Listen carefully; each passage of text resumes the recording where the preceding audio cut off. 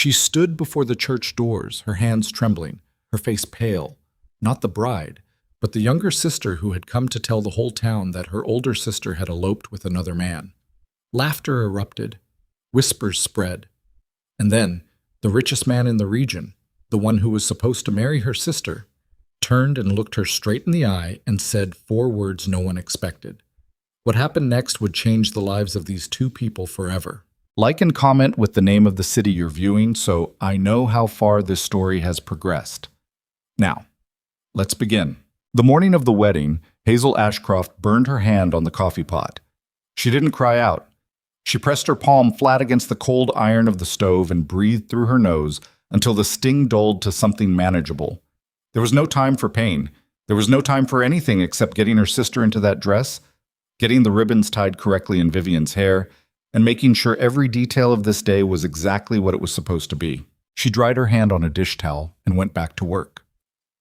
The Ashcroft house sat at the edge of Caldwell Creek, a 2-story structure that had once been handsome and was now simply tired. Peeling paint on the shutters, a porch board that flexed underfoot, curtains that had faded from ivory to the color of old teeth. Their father had died 4 years ago and left them nothing except the house and a reputation that was slightly better than nothing. In a town like Millhaven, a reputation was a form of currency, and the Ashcrofts had been spending down their last reserves for years. Until Vivian. Vivian Ashcroft had the kind of beauty that made people forget their manners. She was tall where Hazel was middling, bright where Hazel was quiet, magnetic where Hazel was invisible. Men had been circling Vivian since she was 17, and their mother, before she passed, had trained Vivian from childhood to understand that beauty was a resource, and resources were meant to be leveraged. When Dawson Briggs sent his son Colton to negotiate grazing rights along the Eastern Ridge, nobody expected Colton Briggs to end up negotiating for a wife instead. But that's what happened, or that's what everyone was told had happened. Hazel had her own understanding of events, but she kept it to herself. She was good at that. She climbed the narrow staircase to Vivian's room, carrying a cup of tea she'd steeped with honey the way Vivian liked, and knocked twice before entering. The room was bright with morning light and smelled of powder and orange blossom. Vivian's wedding gown was laid across the bed, silk and lace and 3 weeks of their neighbor Mrs. Perdue's careful needlework. It was a beautiful dress. It was the most beautiful thing in the house. Vivian wasn't in it. Hazel set the tea down on the vanity. She looked at the open wardrobe, the empty hooks where Vivian's travel coat had hung. She looked at the bed, which hadn't been slept in. She stood very still for a moment, the way she sometimes stood in the moments just before something broke that couldn't be fixed. Then she opened the small drawer in the vanity, the one Vivian used for hairpins and letters she didn't want their mother to read back when their mother was still alive to read anything. The note was there. It was short. Vivian had never been one for long explanations. Hazel, I cannot do this. I never could. Please tell them I'm sorry. Don't try to find me. V. There was no mention of where she was going. There was no mention of who she was going with, though Hazel had a reasonable suspicion it was the man from Denton County who'd been trading letters with Vivian for the better part of 6 months. A man named Ellis Pruitt who had money of his own and no interest in ranching empires or family arrangements. Hazel had seen the letters. She hadn't said anything. That was also something she was good at. She folded the note and put it in the pocket of her dress.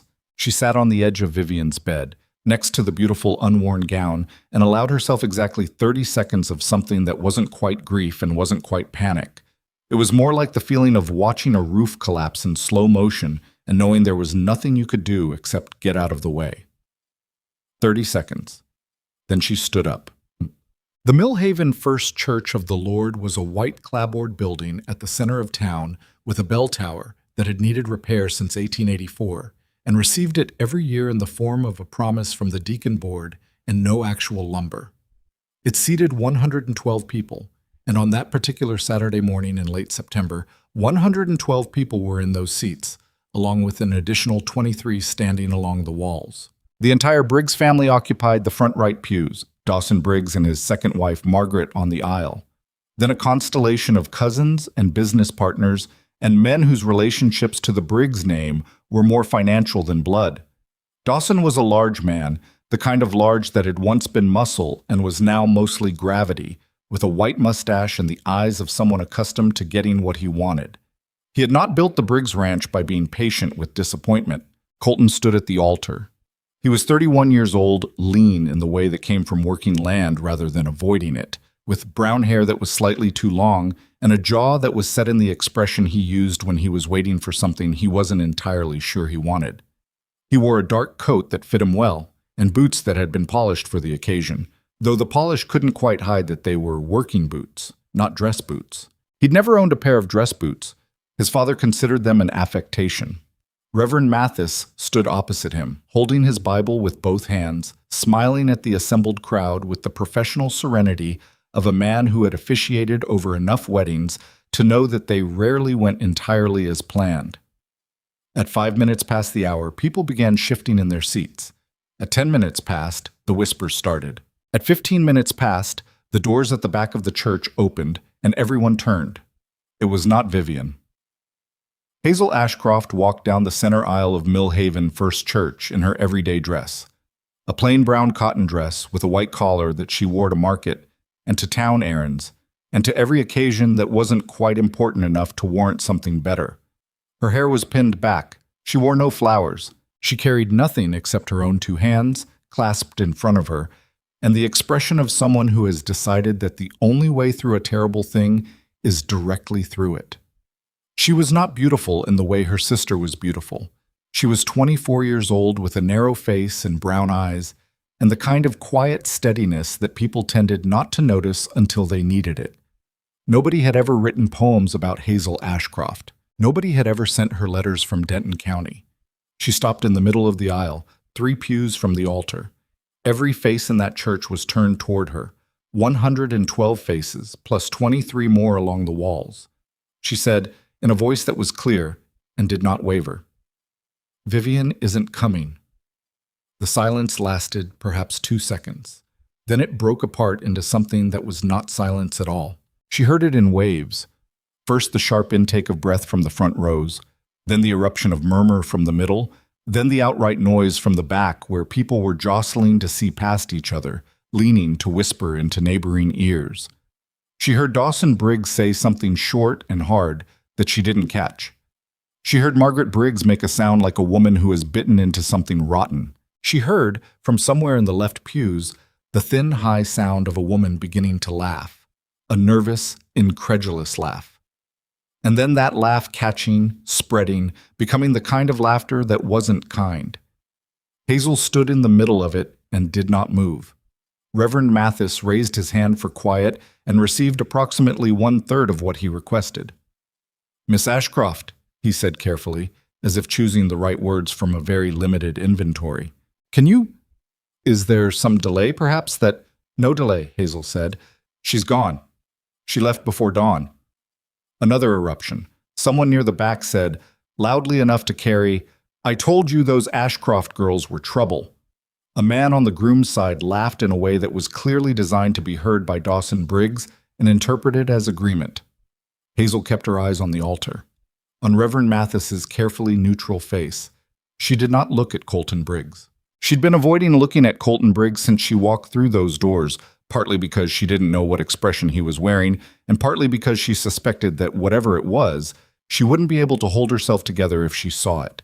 She was going to get through this. She was going to say what needed to be said, and then she was going to walk back out those doors, and then she was going to go home and figure out what happened next. "I'm sorry," she said to the church. To nobody specific, to all of it at once. "I'm sorry for the inconvenience." It was a terribly insufficient thing to say. She knew that, but it was all she had. She was turning to go when she heard Colton's voice. "Miss Ashcroft." She stopped. She turned slowly because there was nothing to be gained by pretending she hadn't heard it. He had come down from the altar. He was standing in the aisle now, 8 feet from her, and he was looking at her with the expression she hadn't wanted to see, except it wasn't what she'd expected.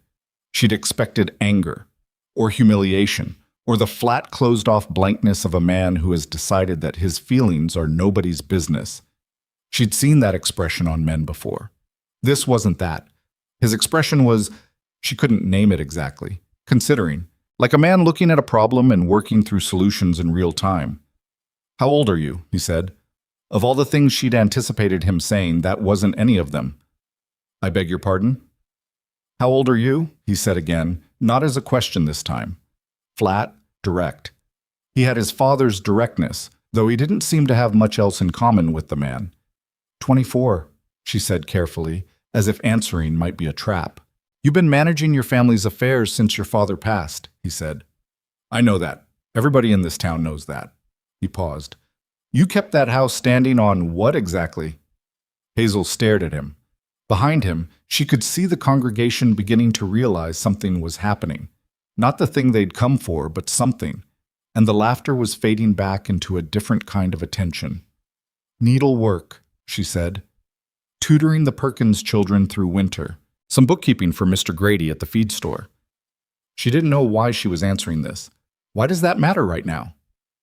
"Because I need someone who can do books," he said, "and manage a household, and not fall apart when things go badly." She looked at him for a long moment. "Mr. Briggs?" "Colton." "Mr. Briggs," she said again, deliberately. "Your father is going to say something in approximately 15 seconds. She knew this because she could see Dawson Briggs rising from his pew with the deliberate, inexorable momentum of a man who had never in his life allowed a room to make decisions without his participation. Colton didn't turn around. "I know." "And you're—" She stopped. "What are you doing?" "I'm asking you to marry me instead," he said. "Right now, today, in front of all these people." The church went so quiet that she could hear the bell tower creak in the wind outside. She heard her own heartbeat. She heard Dawson Briggs say, from somewhere behind Colton, "Boy, that's enough."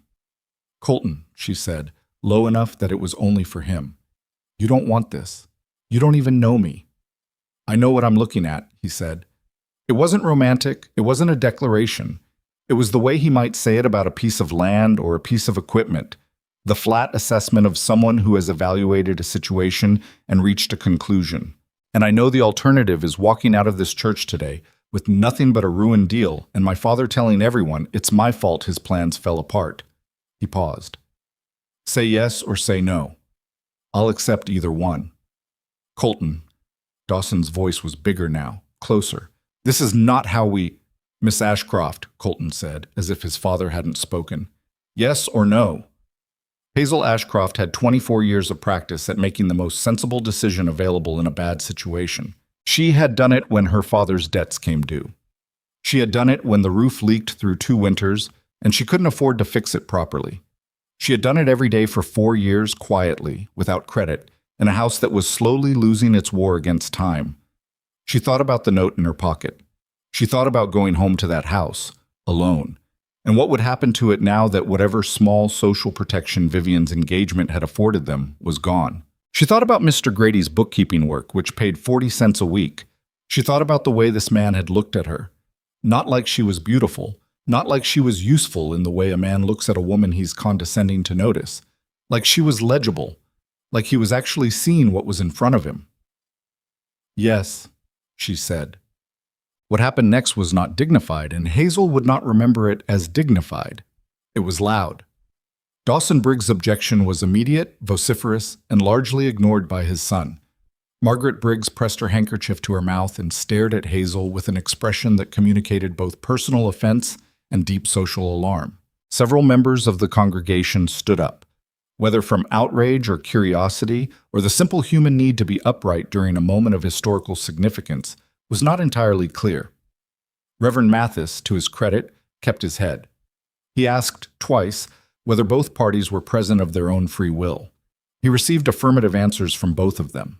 He performed the ceremony in approximately 7 minutes, stripped to its legal and essential minimum. No scripture reading, no extended blessing, no hymn. He had been in Millhaven long enough to know that some situations required expediency over ceremony. When it was done, Hazel Ashcroft was Hazel Briggs, and the entire town of Millhaven knew it before noon. Whoa. The Briggs Ranch was 12 miles east of town on land that had been in the family since Dawson's father broke the first sod on it.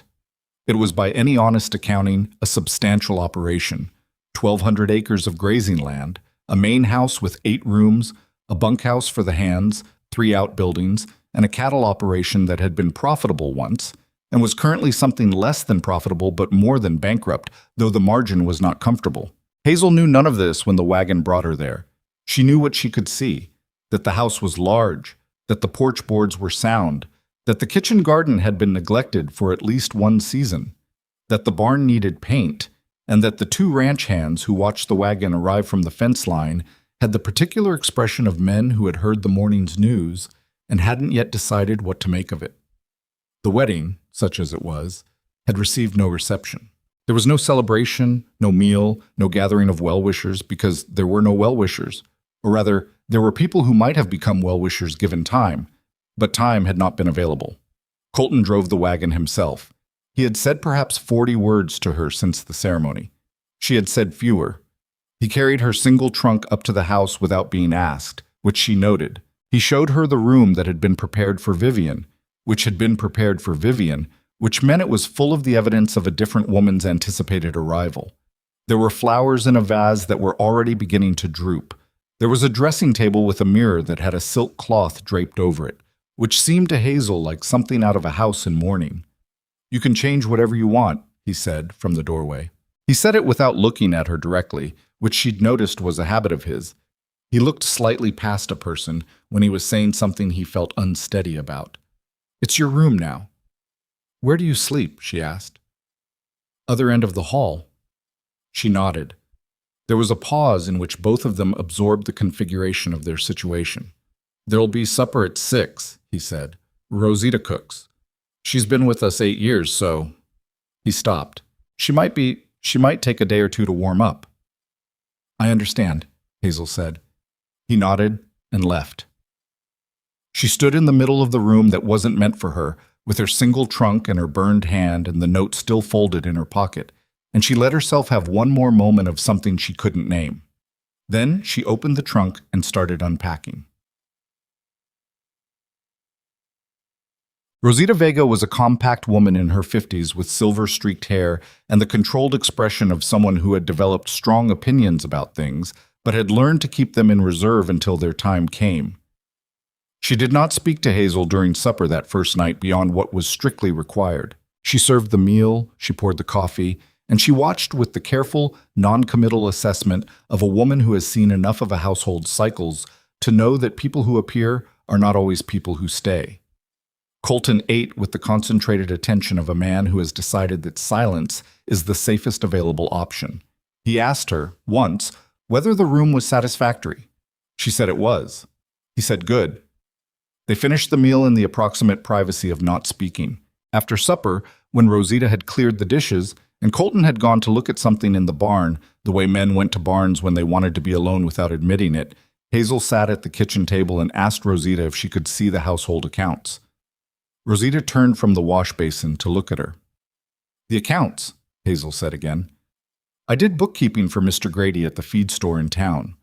I'm good with numbers. I'd like to understand the household situation." Rosita studied her for a moment. Then she crossed to the cabinet above the flour bin, reached past 3 months of unstudied mail and a pair of leather gloves that had no business being in a kitchen, and produced a ledger book that was wrapped in oilcloth and had not, Hazel suspected, been opened in some time. She set it on the table in front of Hazel without a word. Hazel opened it. For the next 2 hours, while the house settled into its nighttime sounds around her, she read. By the end of the second hour, she had a rough picture of what she was dealing with, and it was not a comfortable picture. The cattle operation had lost nearly $400 in the previous year through a combination of pricing errors, a winter that had killed more stock than anticipated, and several supply contracts that were significantly worse deals than whoever had negotiated them had probably realized. There was a loan against the eastern pasture that was coming due in February, and the payment amount was circled in red ink in a hand she didn't recognize. The household accounts were separate and nearly as grim. Irregular provisioning, no apparent tracking of what was spent against what was budgeted, and a pattern of small payments to various unnamed parties that suggested obligations that weren't fully written down anywhere. She sat back and looked at the ceiling. Then she found a piece of paper in the back of the ledger and began to make a list. She didn't sleep well that first night. The house made sounds she wasn't used to. The creak of a different architecture, wind against windows that faced different directions than the windows she'd spent her life near. She lay in the narrow center of a bed that was too large and stared at the ceiling and thought, systematically, about the list she'd made, working through it item by item until she'd assigned each item a priority and a possible approach. It was not how most brides spent their wedding night. But then, she had not had most brides' wedding day. At some point, toward 2 or 3 in the morning, she heard Colton moving in the hallway. Footsteps, and then the quiet sound of a door closing. She lay still and listened to the silence that came after, and thought about the expression on his face when he'd asked her yes or no, the flat considering look of a man working through a problem. She was the solution he'd reached for. She was aware of that. She was aware of it the way she was aware of the drooping flowers in her room and the silk cloth over the mirror, as evidence of a situation she hadn't designed and would now have to navigate. She turned onto her side and closed her eyes. She could work with that. She had worked with worse. Hook. 3 days into the marriage, she found the problem with the Eastern pasture contract. She'd been going through the supply agreements in the office, a room off the main hall that smelled of pipe tobacco and old paper, and had clearly been Dawson Briggs's domain before Colton took over, because everything in it was organized according to a logic she was still reverse engineering. She found the contract folded inside another contract, which she suspected had not been accidental. The agreement was with a man named Pemberton, who supplied feed grain. The terms on their face looked reasonable, but buried in the third page was a provision that adjusted the pricing upward by 12% at every annual renewal without a corresponding cap or renegotiation window. The contract had renewed 3 times. The Briggs operation was currently paying almost 40% more per ton than the original agreement had specified, and nobody had noticed because nobody had read the third page. She brought it to Colton at noon when he came in from the fence line for water. He stood at the kitchen sink and read it. He read it again. A muscle in his jaw moved. "How long have we had this contract?" he said. "Since 1889, based on the date." He put the paper down on the counter. He looked out the window above the sink for a moment. That's 3 years of overpayment." "Yes." Pemberton knew what he was doing. "The provision is buried," she said. "It was designed to be missed, but the overpayment can potentially be recovered. I'd need to write to a lawyer in Laramie who handles commercial disputes, but there's a reasonable argument that the clause is unconscionable under territorial contract law." She paused. "That's not my area. I'm speculating, but it might be worth the cost of a consultation." He looked at her. Not past her this time, directly at her, which he hadn't done much in 3 days. "You figured all of this out from the ledger." "From the ledger and the contract files, yes." "In 3 days." "I didn't have much else to do," she said, which was true and also wasn't the whole truth, but was all she was comfortable offering. He picked up the paper again. He looked at it for another moment, and she had the sense that he was recalibrating something. Some internal accounting of who she was and what she was capable of, and that the recalibration was not unfavorable. "Write the letter," he said, "to the lawyer in Laramie. I'll need the ranch's account information. I'll get it to you today." He took his water and went back out to the fence line. Hazel stood in the kitchen doorway and watched him go, and thought that this specific thing, a problem identified and acted on, was something she understood. This she could do. Rosita appeared beside her at the door, as silently as she'd apparently developed the ability to do. "Lunch in an hour," Rosita said. "Thank you," Hazel said. There was a brief pause. "The Pemberton contract," Rosita said, still looking out at the yard. "I told his father 3 years ago something was wrong with it. His father said I didn't know what I was talking about." Hazel looked at her. Rosita went back to the kitchen. She wrote the letter to the lawyer in Laramie. She reorganized the supply filing system. She sat with Rosita one evening and went through the kitchen provisioning records, and they found together, Rosita with her head bent over the numbers, her finger moving down the column, a slight frown deepening into something like vindication. The 2 months of provisions had been logged but never delivered, and the payment receipts were for goods that hadn't arrived. "Someone's been taking money," Hazel said carefully. "One of the hands," Rosita said without hesitation. "The one with the red hat. He's been here 4 months and the losses started 5 months ago." "That's circumstantial." He also doesn't own a horse, and he bought one last month. Hazel looked at the numbers again. I'll need Colton to handle the conversation. He won't like it. He doesn't need to like it, Hazel said. He needs to deal with it. She brought it to Colton that night after supper. He listened to her lay it out, the dates, the amounts, the timeline, the horse, and she watched the same muscle move in his jaw and his expression compress into something that was going to require controlled delivery. Can you document it clearly? He said. So there's no question about the amounts. I already did, she said, and slid a page across the table to him. He looked at it for a long time. Then he looked at her. You put it in writing, he said. It needs to be in writing. Yeah, he said slowly. Yeah, you're right. He folded the page. I'll talk to him in the morning. She nodded. She was already pushing back her chair. Hazel? She stopped. He was looking at his hands on the table, not at her. I know this isn't what either of us planned, he said. And I know I haven't made it easy. He paused. But you're doing good work here. I want you to know that I see it. It was a short speech. It was not polished or carefully worded. It had the quality of something that had been sitting in a man's chest for several days and had finally gotten its chance at air. Hazel stood at her chair and looked at him and felt something shift slightly in the careful arrangement of assumptions she'd built around herself in the past 3 days. Not dissolve, not break, just shift. The way a door that has been stuck in its frame shifts when the humidity finally changes and it can breathe again. Good night, Mr. Briggs, she said. He almost smiled. Colton. She left the room. In the hallway, in the dark, she let the almost smile exist on her own face for approximately 3 seconds. Then she walked down to her room and closed the door and got on with the business of being who she was.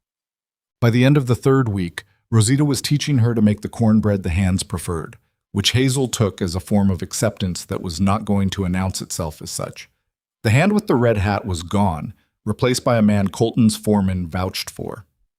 The letter to the Laramie lawyer had gone out and received a response that was cautiously optimistic about the Pemberton matter. The kitchen garden had been cleared and replanted with the last of the season's cold weather crops. The ranch was not fixed. You couldn't fix 1,200 acres and years of accumulated trouble in 3 weeks. But it was different. There was a quality in the house now that had not been there before, a quality that Hazel thought of as attention. Things were being looked at.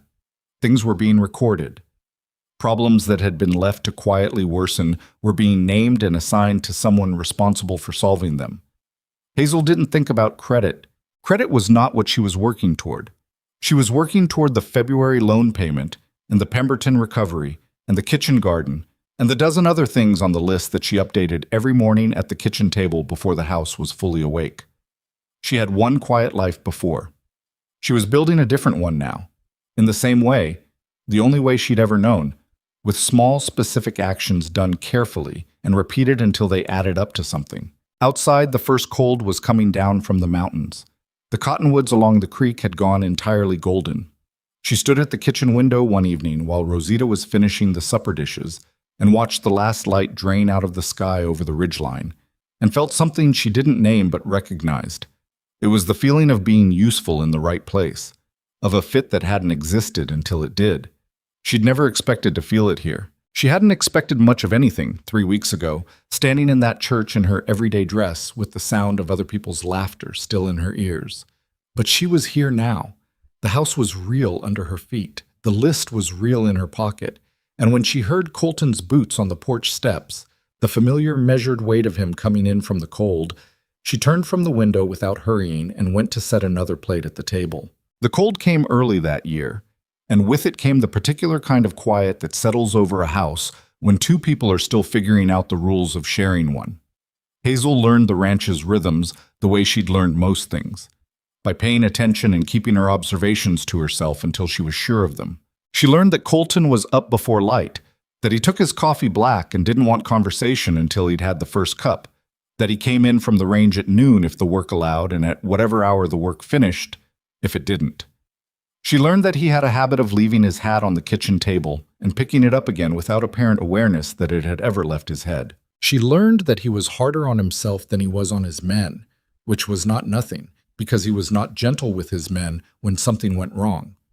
She learned these things and filed them away, the way she'd always filed things. Not for advantage, just for accuracy. She had always preferred to know the actual shape of a situation rather than the shape she'd hoped it might have. What she hadn't anticipated learning in those first weeks was that Colton Briggs was a man who had been doing everything by himself for a long time and had gotten so accustomed to it that he'd stopped noticing what it cost him. She saw it in small things first. The way he'd sit with the account books in the evening, frowning at them with the focused frustration of a man who understood cattle and land and weather and had never quite mastered the language of columns and figures. The way he'd push the books aside after an hour and pour himself a second drink and stare at the middle distance. Not drinking to get drunk, just drinking to have something to do with his hands while he thought about things he couldn't resolve. She didn't offer to help the first few times.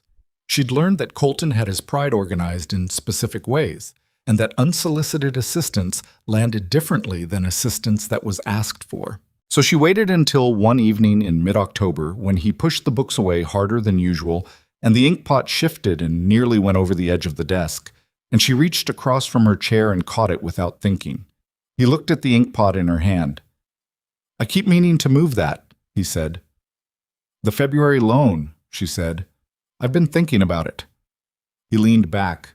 His expression was not exactly welcoming, but it wasn't closed. "Go ahead." "The primary issue isn't the loan amount," she said. "It's the interest structure. Whoever your father used to negotiate the original terms didn't push back on the compounding interval. If you can pay down $200 before the January statement closes, the February payment drops by nearly $60 because the interest recalculates against a smaller principal." He was quiet for a moment. "Where does the $200 come from?" "The Pemberton recovery, if the Laramie lawyer's assessment is right, will be somewhere between $300 and $400. The timing isn't certain, but the lawyer's last letter indicated the other party may be willing to settle before it goes to a formal hearing." She paused. "If they settle in November, you have the money in time. And if they don't settle until January? Then we need to find the $200 another way," she said. "The spare horses in the south pasture. You have 4 that haven't been worked in 8 months. 2 of them are still young enough to fetch a decent price at the Denton market." He looked at her for a long moment. Not the calculating look from their wedding day, something quieter than that. More like the look of a man who has been trying to carry something heavy up a hill for a long time and has just realized that someone else is already at his shoulder. "You've been thinking about this for a while," he said. "Since I read the loan terms," she said, 3 weeks ago. "Why didn't you say anything sooner?" She considered how to answer that. "I wanted to make sure I was right before I said anything," she said, which was true. "And I wasn't sure you'd want to hear it from me," she added, which was also true but harder to say. He picked up his pencil and turned it end over end. She'd noticed he did that when he was working through something he didn't want to be hasty about. I didn't marry you to have someone to talk at, Hazel. I'm aware of that." It was the first time he'd used her name without the formality of the Mr. and Miss structure they'd been using as a sort of protective scaffolding. It snagged in her chest slightly in a way she wasn't prepared for. "Good," she said evenly. "Then write to the Laramie lawyer this week and tell him we want to push for a November settlement." He nodded. He picked up his pencil and made a note. She went back to the mending she'd had in her lap, and the room resumed its quiet, but it was a different kind of quiet now. Less like 2 people being careful around each other, and more like 2 people who had agreed, without quite saying so, to be in the same place for the same reasons. Rosita, Hazel noticed, stopped disappearing into the back of the kitchen when Hazel was in the room. It was a small thing. It was also not a small thing. Dawson Briggs arrived on a Thursday in the 3rd week of October with no advance notice, which Hazel suspected was deliberate. She was in the kitchen garden when his horse came up the road. She recognized him from the church. The size of him. The way he occupied a horse like he owned it and everything the horse stood on. He didn't look at her immediately. He dismounted at the hitch post and tied off with the efficiency of a man who'd been doing it for 50 years, then turned and took her in with the slow assessment of a buyer at an auction. "Mrs. Briggs," he said. The name still did something odd to her pulse every time she heard it applied to herself. "Mr. Briggs," she said back. "Colton's at the south pasture. I can send someone. I'll wait inside, he said. Not a request. She let him in. She put coffee on because it was what you did, and because doing it gave her something to do with her hands that wasn't standing in the kitchen being evaluated. Dawson sat at the head of the kitchen table, which was Colton's seat, and looked around the room with the proprietary attention of a man reviewing an account he still considered his. "You've been busy," he said, looking at the reorganized shelves, the fresh whitewashed wall above the stove, the labeled jars that Rosita had switched to after Hazel suggested it. "There was work to be done," Hazel said. "There's always work to be done on a ranch," Dawson said. "Question is whether the person doing it understands what they're doing or just making themselves feel useful." She set his coffee in front of him. "The Pemberton contract," she said. "Were you aware of the compounding price provision on the third page?" A pause. "Very small. That contract was negotiated by my man of business. It's been costing the ranch 40% above market rate on grain for 3 years," she said. "We're pursuing recovery through a lawyer in Laramie." She watched him take that in. He had a good face for hiding things, the kind of face that had been practicing not showing too much for decades. But something moved behind his eyes that she read as recalibration. "You went through the contracts," he said. "I'm responsible for the household accounts," she said. "I take that seriously." He looked at her over his coffee cup. It was not a friendly look, but it was not the dismissive look she'd expected either. It was something more careful, something that was trying to figure out what it was dealing with. "You're not what Colton needs," he said, after a moment. "Whatever use you've made of yourself here in 6 weeks, you're not the right fit for this family." "I'd be interested to know what that means to you, specifically," Hazel said. She kept her voice level. She'd had practice with men who expected her to flinch. "Because from where I stand, the ranch accounts are better organized than they were, a fraudulent contract is being challenged, and the February loan payment is on track to be made without emergency borrowing. I'm not sure what criteria you're using." "I'm talking about bloodlines," Dawson said flatly. "I'm talking about social standing. I'm talking about what my son was supposed to be building here and what he settled for instead because your sister decided to run off and embarrass everybody." The word settled sat in the room between them. Hazel didn't respond immediately.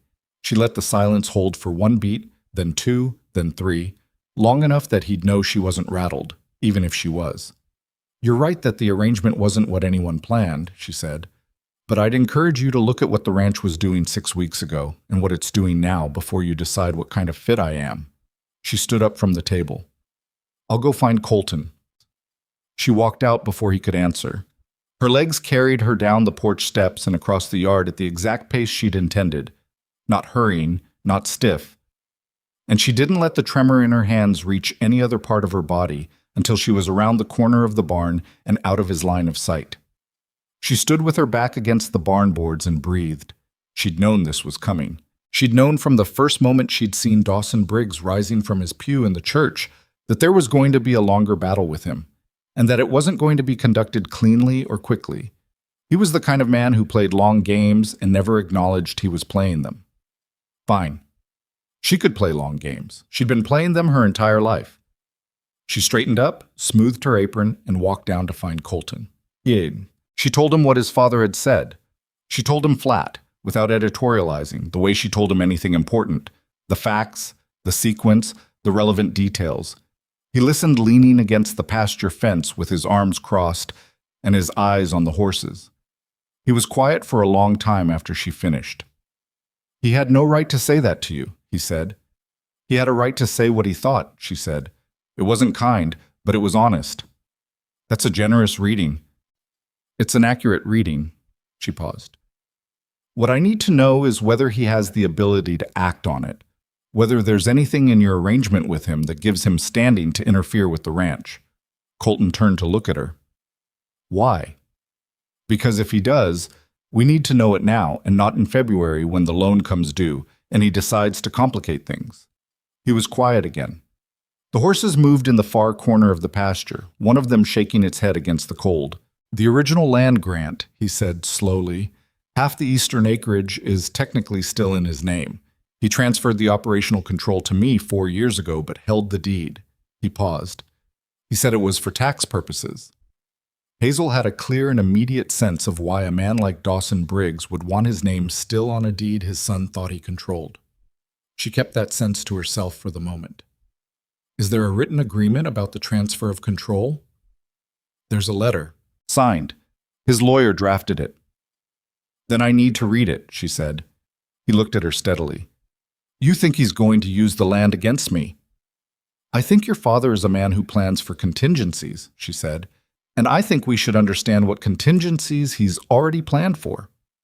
Colton pushed off from the fence. He walked a few steps toward the barn and then stopped, with his back to her, in the attitude of a man having an internal argument. My father has never done anything purely for tax purposes in his life, he said. I knew that. I told myself I knew that, and it didn't matter because I trusted him. People trust their fathers, she said. That's not a character flaw. He turned around. There was something raw in his expression that she hadn't seen before. Not the controlled anger from the Pemberton papers, not the stiff discomfort from their early days in the same house. Something more personal and more tired than either of those. I should have read everything more carefully, he said. All of it. The contracts, the deed arrangements, all of it. I should have done what you did in the first week. You run 1,200 acres, she said. You can't do everything. I let things go too long. Yes, she said, because he was right and lying to him would not help either of them. But that's the past. What we do now is what matters. She looked at him. Bring me the letter.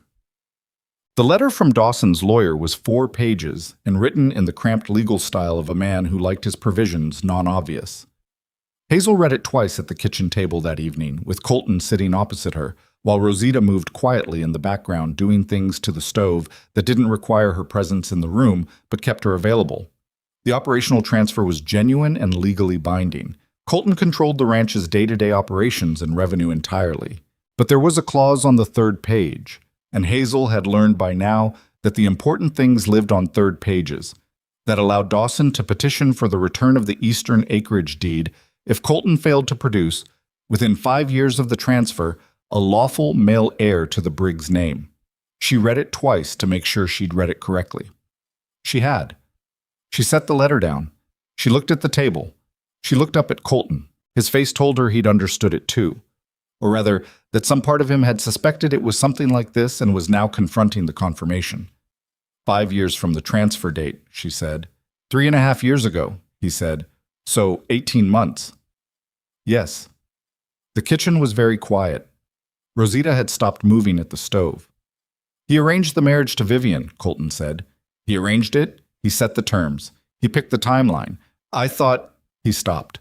I thought it was about the grazing rights, the land union. That was the explanation. It was part of the explanation, Hazel said. It was about the heir clause, he said flatly. He needed me married to produce an heir before the 18 months ran out.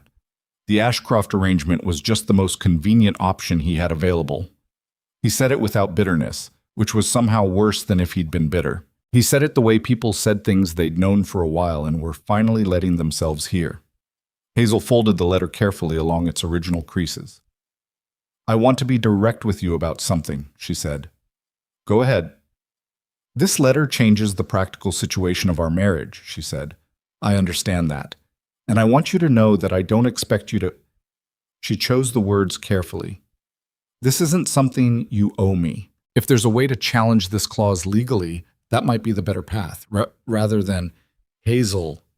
He said her name the way he had with the ink pot, not sharp, not gentle, just direct, stopping her in her tracks. I'm not going to stand here and pretend I know what this marriage is supposed to become.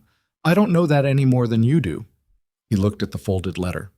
But I'm also not going to let my father run us off this ranch, not with a legal trick he buried in a document he knew I wouldn't read carefully enough.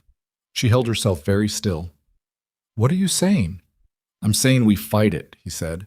I'm saying we find a lawyer who's better than his lawyer, and we find out whether that clause is enforceable, and we handle it the way we've been handling everything else. He paused. Can you write to the man in Laramie again, the one handling the Pemberton matter? Yes, she said. Good. He stood up. He picked up the letter. I'm going to go talk to my father tomorrow. What will you say to him? He thought about it. The truth, he said. That I know what he did, that I'm not interested in playing his game on his terms, and that if he wants to test the clause in court, he should bring his best lawyer. She looked at him. She was aware suddenly of the particular quality that she had been cataloging without naming for weeks. The thing about Colton Briggs that was different from what she'd expected when she'd stood at that altar looking at a man she didn't know and said yes to a situation she hadn't chosen. He was not easy. He was not gentle in the ways that were easy to recognize, but he was not his father, and in this moment that felt like a very important thing to know. Colton, she said. He looked at her. Don't go angry, she said. Go smart. Something shifted in his expression. Not a smile exactly, but the precondition of one. You sound like you know my father better than I do. I know men who think they've already won before the argument starts, she said. Your father is one of them.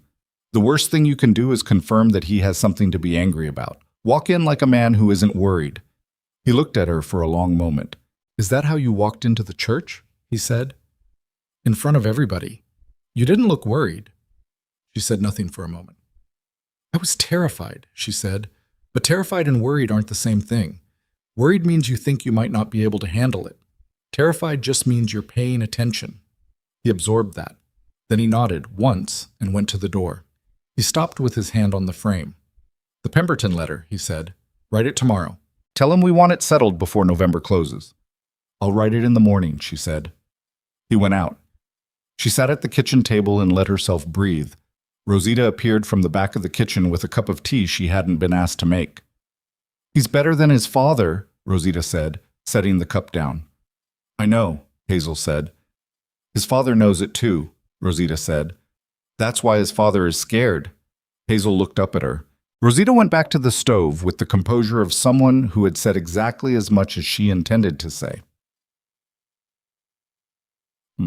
Colton came back from his father's the following evening in the last of the gray November light, and she could read the shape of how it had gone before he said a word. He wasn't furious. She'd have been able to read that too, and it would have meant things had gone worse than expected. He was the particular kind of quiet that meant he'd held himself to the plan and was still digesting what the plan had cost him. He sat at the kitchen table while she finished writing the last of the week's supply orders. He didn't back down, he said after a while. I didn't expect he would. He said the clause is legal and he'll enforce it if it comes to that. He paused. He also said... He stopped. He turned his hat in his hands. He said I made a fool of myself in that church, marrying you. He said everyone thinks so. She kept her pen moving. Everyone thought so 6 weeks ago, she said. Some of them still do. That's not new information. He said Vivian would have come back, Colton said. Eventually, that if I'd been patient... Vivian chose to leave, Hazel said simply. Your father doesn't like that choice because it wasn't his to make. He was quiet. She finished the last line of the supply order and set her pen down. Do you ever think about her? He said. About where she is? It was a strange question coming from him. She thought about it honestly before she answered. Sometimes, she said, I wonder if she's happy. I wonder if she made it far enough. She paused. I don't miss her the way you'd think I would. We weren't close the way sisters sometimes are. She was always somewhere else, even when she was in the same room. He nodded slowly. She never wanted the ranch, he said. I don't think she wanted me either. I think she wanted out of Millhaven, and the Briggs name was the best door she could find. He said it without anger.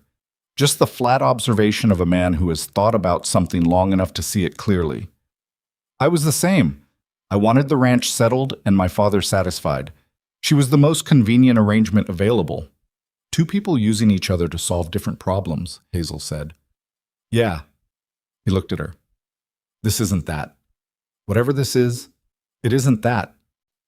She held his gaze for a moment. No, she said.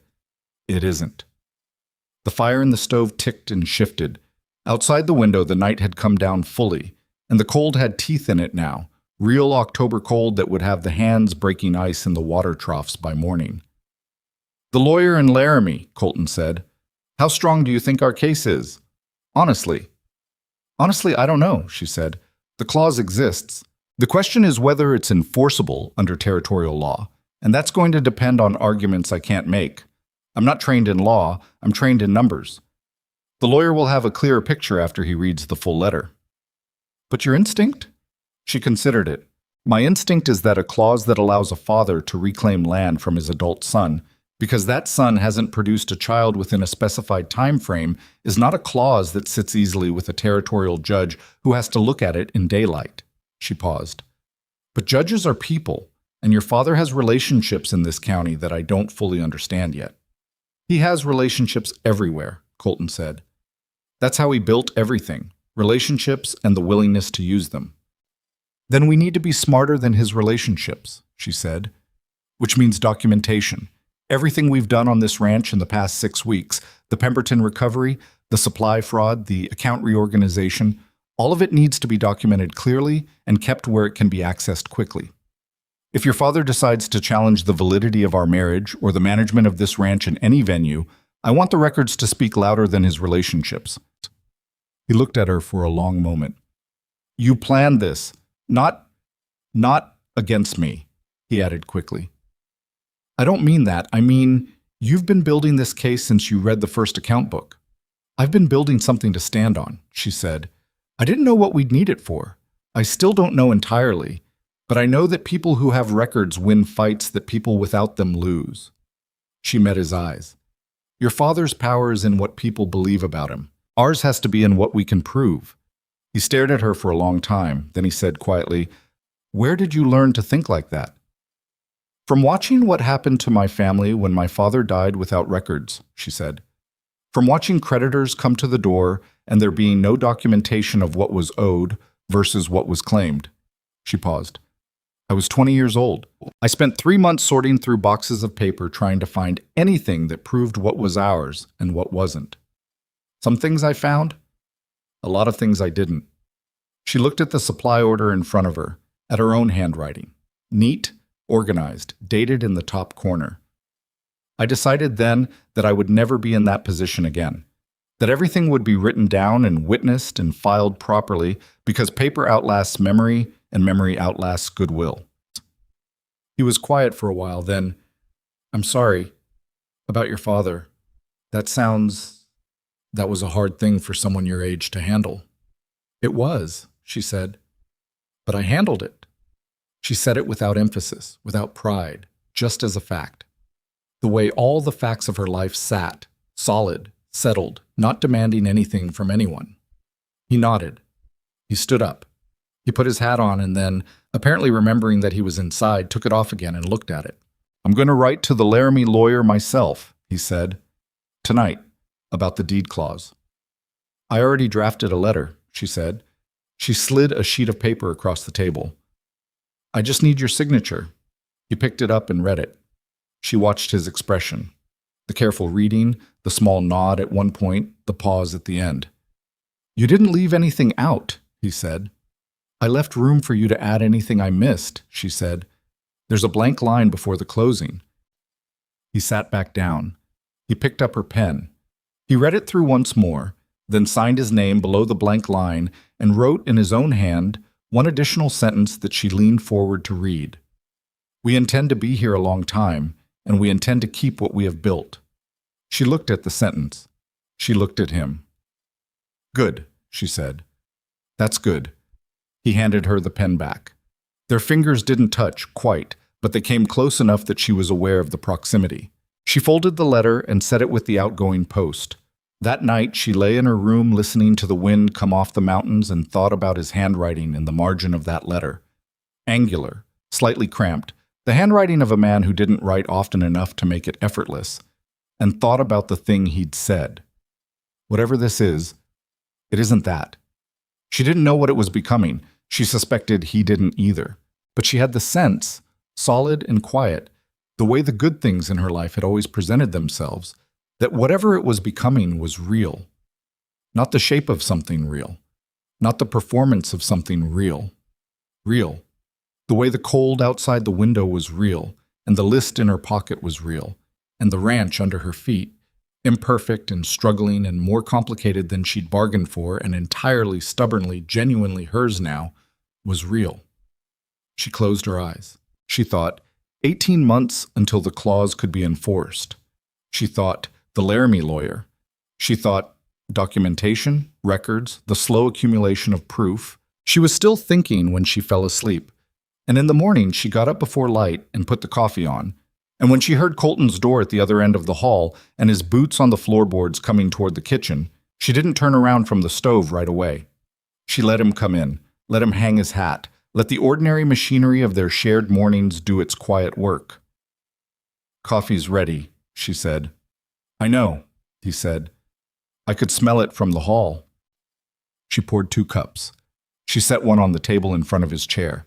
He sat down, and for a few minutes neither of them said anything, and the silence was the kind that had stopped being uncomfortable without either of them having made a decision about it. Outside, the first light was coming gray and cold over the eastern ridge. Somewhere in the barn a horse moved and stamped. A door banged in the wind, the south bunkhouse probably, the latch that had been loose for a week. "I'll fix that latch today," Colton said, looking out the window.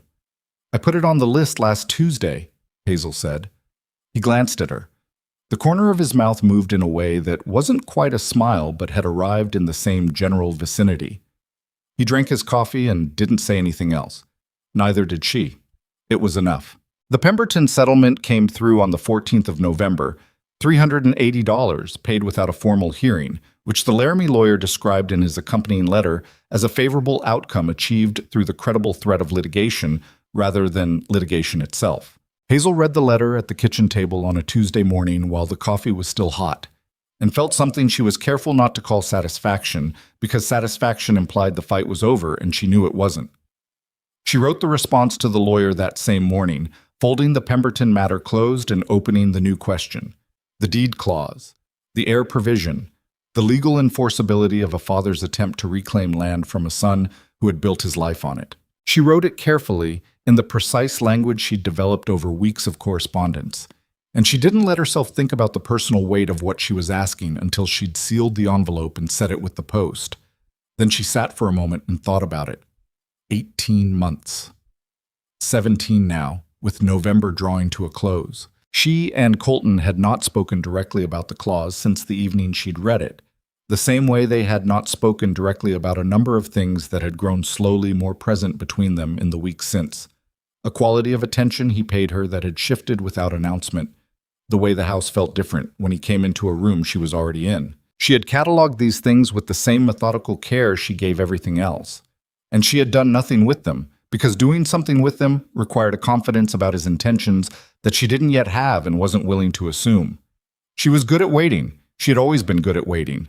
The eastern pasture horses had sold at the Denton market in late October, not at the price she'd hoped, because the market was softer than the foreman had predicted, but enough to pad the February payment into something comfortable. Colton had come back from Denton with the money and a bruise on his jaw from what he described briefly as a disagreement with a man about a horse's age, and she had looked at the bruise and looked at him and decided not to ask for the full story. "The February payment's covered," he'd said, setting the cash on the table. "With a margin," she'd said, counting it. "How much of a margin?" "Enough," she'd said. "Don't spend it on anything unnecessary." "What counts as unnecessary?" She'd looked at him. "Anything you were planning to buy before I said that." He'd laughed. It was the first time she'd heard him laugh, and it was not a polished sound.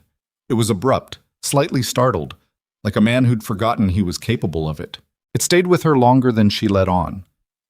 That was 3 weeks ago.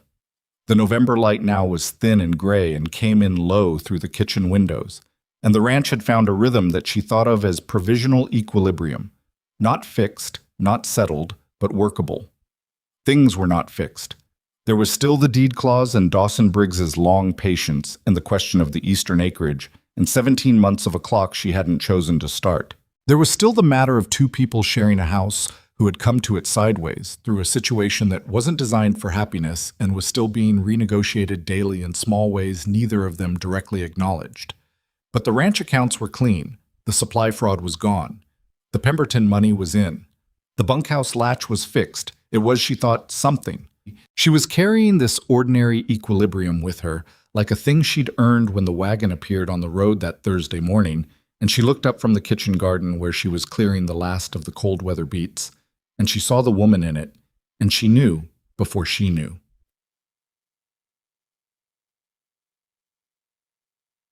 Vivian Ashcroft. She was not Vivian anything else. Hazel would learn later that the Ellis-Pruitt arrangement had lasted approximately 6 weeks before dissolving into a legal dispute that Pruitt had clearly won, descended from the wagon with the particular grace of a woman who had decided that whatever had happened in the past was not going to be visible on her body. She wore a traveling coat that was deep green and well made, better than anything she'd owned in Millhaven. Her hair was dressed. She looked like money, which meant she was probably borrowing against someone else's. She saw Hazel in the garden and stopped. Something crossed her face. Not guilt exactly, or not only guilt. Something more complicated. The expression of a person confronting a situation they'd constructed in their head one way and are finding, on arrival, is a different shape entirely. Hazel, she said. Vivian, Hazel said. She set down the beet greens she'd been holding. She did not move toward her sister, and she did not move away. She stood at the garden fence and waited. Vivian came closer. She looked at the house, taking in its dimensions, its condition, the fact that the porch boards were solid and the kitchen garden was producing, and the paint on the shutters was, if not new, at least not actively peeling anymore. "You've done well for yourself," Vivian said. There was something underneath the words that Hazel recognized. The particular tone her sister had used since childhood when she wanted a response and was constructing the question to compel one. "What do you want, Vivian?" Hazel said. "To see you." Vivian looked at her. "To explain." "You don't need to explain anything to me." "I left without—" "You left a note," Hazel said. "I got it. I handled the situation. That's done." Vivian's expression shifted. The performance of contrition was giving way to something less managed. "You handled the situation," she repeated. "Yes, I heard about how you handled it." She looked at the house again. "I heard about all of it, actually. All the way in Denton County, people were talking about the Ashcroft girl who talked her way into the Briggs ranch. That's not what happened, isn't it?" Vivian tilted her head. The movement was familiar.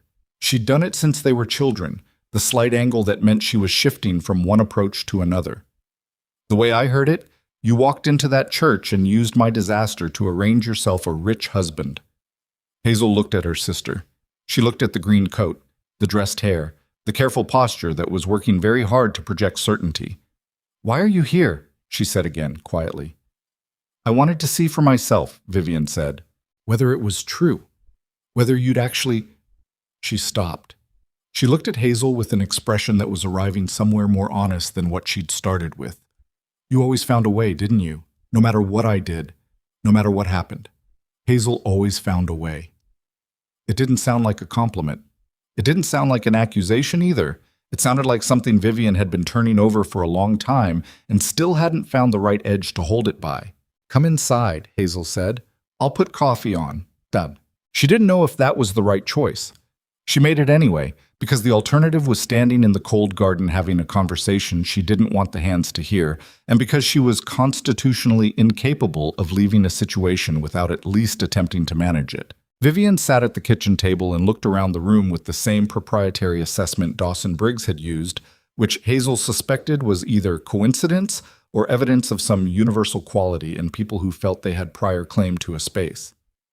"Where is he?" Vivian said. "East pasture, probably. He won't be in until noon." "Good." Vivian wrapped both hands around the coffee cup. "I need to know something." "Ask." Is he good to you?" Hazel looked at her sister. "Why does that matter to you?" "Because you're my sister," Vivian said, and it landed with the weight of something Vivian hadn't planned to mean that sincerely, and was surprised to find she did. "Because I left you in a terrible situation, and you somehow made something of it, and I need to know if it's real or if you're just—" She stopped. "If you're just managing it, the way you manage everything." Hazel set her cup down. She thought about how to answer that honestly, without saying more than she wanted to say, to a person she wasn't sure she trusted. "He's decent," she said finally. "He's fair. He doesn't say things he doesn't mean." "Do you love him?" The question sat in the kitchen like something dropped. "That's not your question to ask," Hazel said. No? Vivian said. I suppose not. She looked at her hands. I made a mess of things. Yes. Ellis was... She stopped. He wasn't what I thought. He was very persuasive about who he was, and considerably less honest about what he actually had. She paused. The money was largely imagined. I'm sorry, Hazel said. She meant it, genuinely, in the way you could be sorry for someone's mistake while also being very clear that the mistake was theirs. I'm not here to ask for anything, Vivian said quickly. I want you to know that. I'm not asking to stay here or to... I just needed to... She looked up. I needed to see that you were all right. I'm all right, Hazel said. Vivian nodded. She drank her coffee. She looked around the kitchen once more, and in her expression Hazel could read something she recognized because she had felt it herself once, standing outside a life that wasn't hers and understanding that it never would be. A kind of hunger that wasn't quite envy and wasn't quite grief, but lived in the neighborhood of both. It suits you, Vivian said quietly. All of it. The house and the ranch. And she gestured vaguely. This is you. It was never me. No, Hazel said. It wasn't. They sat in the kitchen and finished their coffee, and it was the most honest conversation they had ever had, which was not saying a great deal, but it was something. When Vivian's wagon came back for her an hour later, she'd hired it from the livery in town.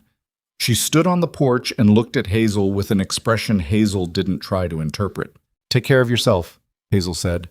I always do, Vivian said, and then softer, I know you always thought that was selfish. It was, Hazel said. It also kept you alive. Those aren't mutually exclusive. Vivian almost smiled. She got in the wagon. She was gone before Colton came in for noon. Hazel told him that evening. She told him the way she always told him things. Flat, complete, no editorializing. He listened. He asked 2 questions.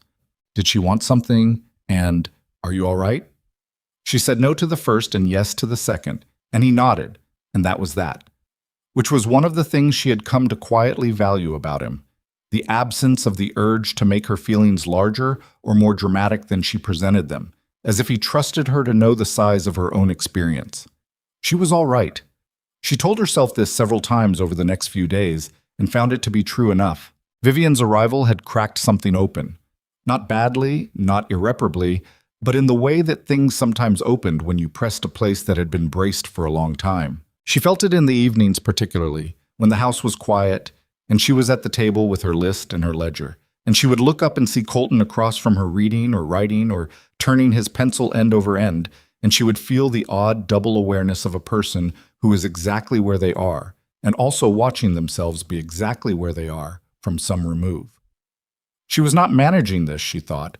Or she was, but it wasn't only managing. That was the part she hadn't fully acknowledged. She didn't know what to do with that yet, so she put it on the list.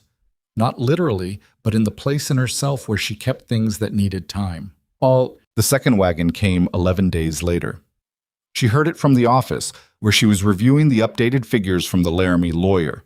His assessment of the air clause had arrived at last, cautiously favorable, noting several points of territorial law that complicated the clause's enforcement, but stopping well short of a guarantee.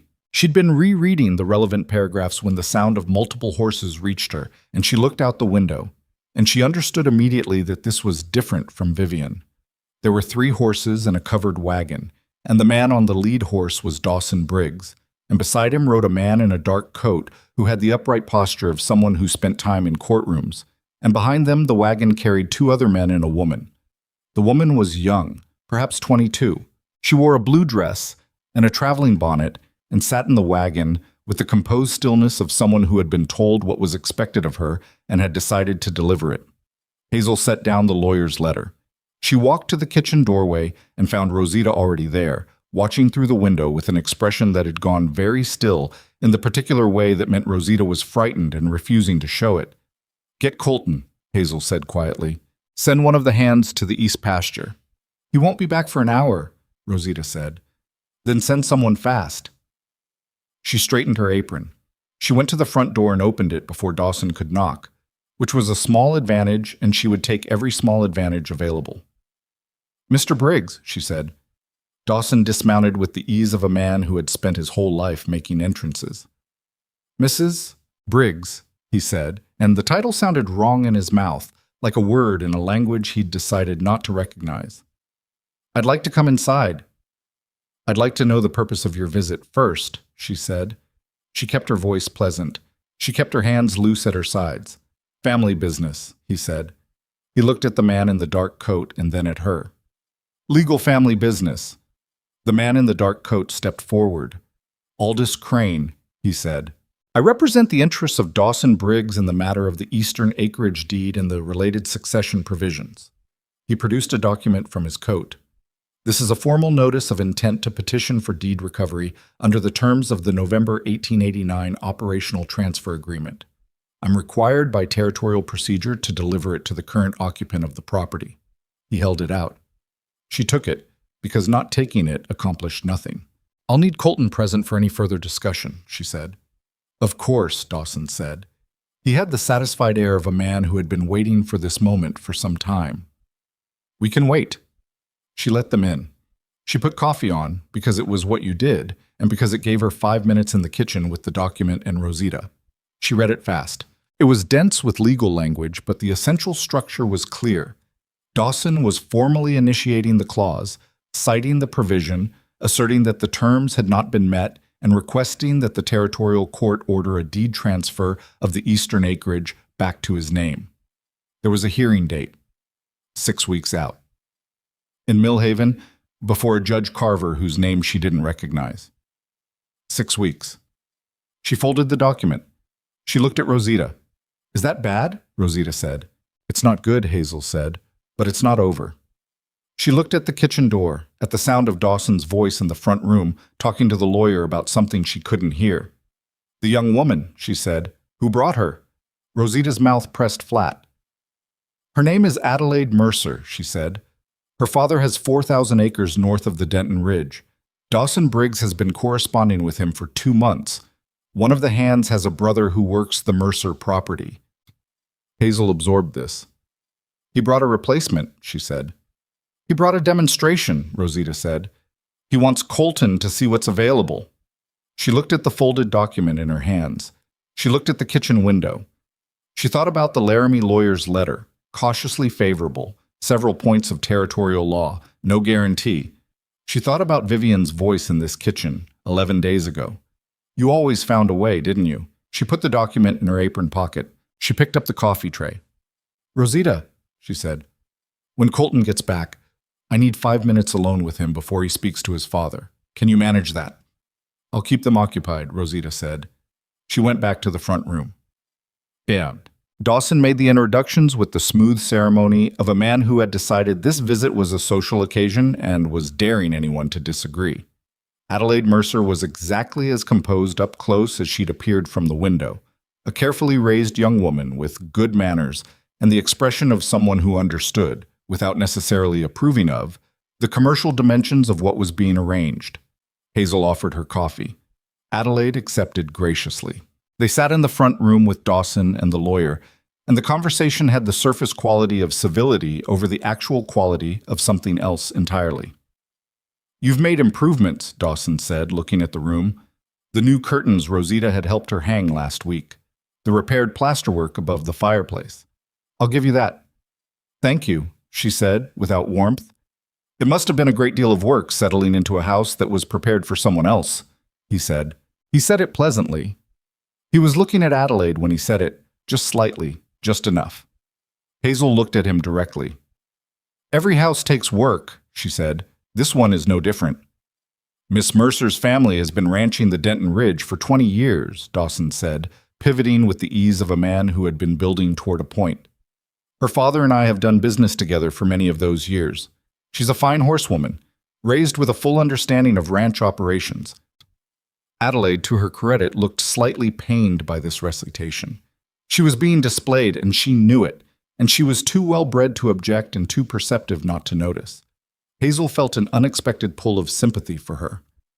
"That's a formidable set of qualifications," Hazel said, and she kept every trace of irony out of her voice because this was not Adelaide's fault. "My son deserves a partner who was built for this life from the beginning," Dawson said. The pleasantness was thinning. The actual message underneath was getting closer to the surface. Not someone who learned it on the fly out of necessity. "Everything I've built here," Hazel said, keeping her voice even. "I've built in the time I've been here. Not before. Not with the advantage of preparation." She looked at him. "I'd be interested to know what the Briggs Ranch accounts looked like the day before I arrived, and what they look like today, and whether the difference suggests someone who learned on the fly or someone who knew what they were doing." The lawyer made a small sound. Dawson's expression didn't change exactly, but something hardened in it. The face of a man who has encountered resistance he had calculated wouldn't be there. "The accounts," he said, "are not the issue under discussion." "They're not the issue you came to discuss," she said. "They're very much an issue." The front door opened, and Colton came in. She'd had 3 minutes with him in the kitchen before Rosita ran out of diversions. 3 minutes in which she'd told him the document, the hearing date, Adelaide Mercer, the demonstration, her assessment of what his father wanted this visit to accomplish. She'd told it fast and clear and watched him take it in with the compressed expression that meant he was angry and had decided anger wasn't what the moment required. "What do you need from me?" he'd said. "Don't give him anything to use," she'd said. "Don't react to Adelaide. Don't argue about the clause directly. We have a lawyer for that. And don't—" She'd stopped. "Don't let him see that any of this is working." He'd looked at her. "Is it working?" She'd held his gaze for a moment longer than she'd intended to. "I'm not going to let it," she'd said. Now he came into the front room and she watched him absorb the scene. His father's arranged composure, the lawyer's professional neutrality, Adelaide Mercer's careful stillness. The particular quality of a room that has been positioned for someone's arrival. "Father," he said. The word was flat as stone. "Colton."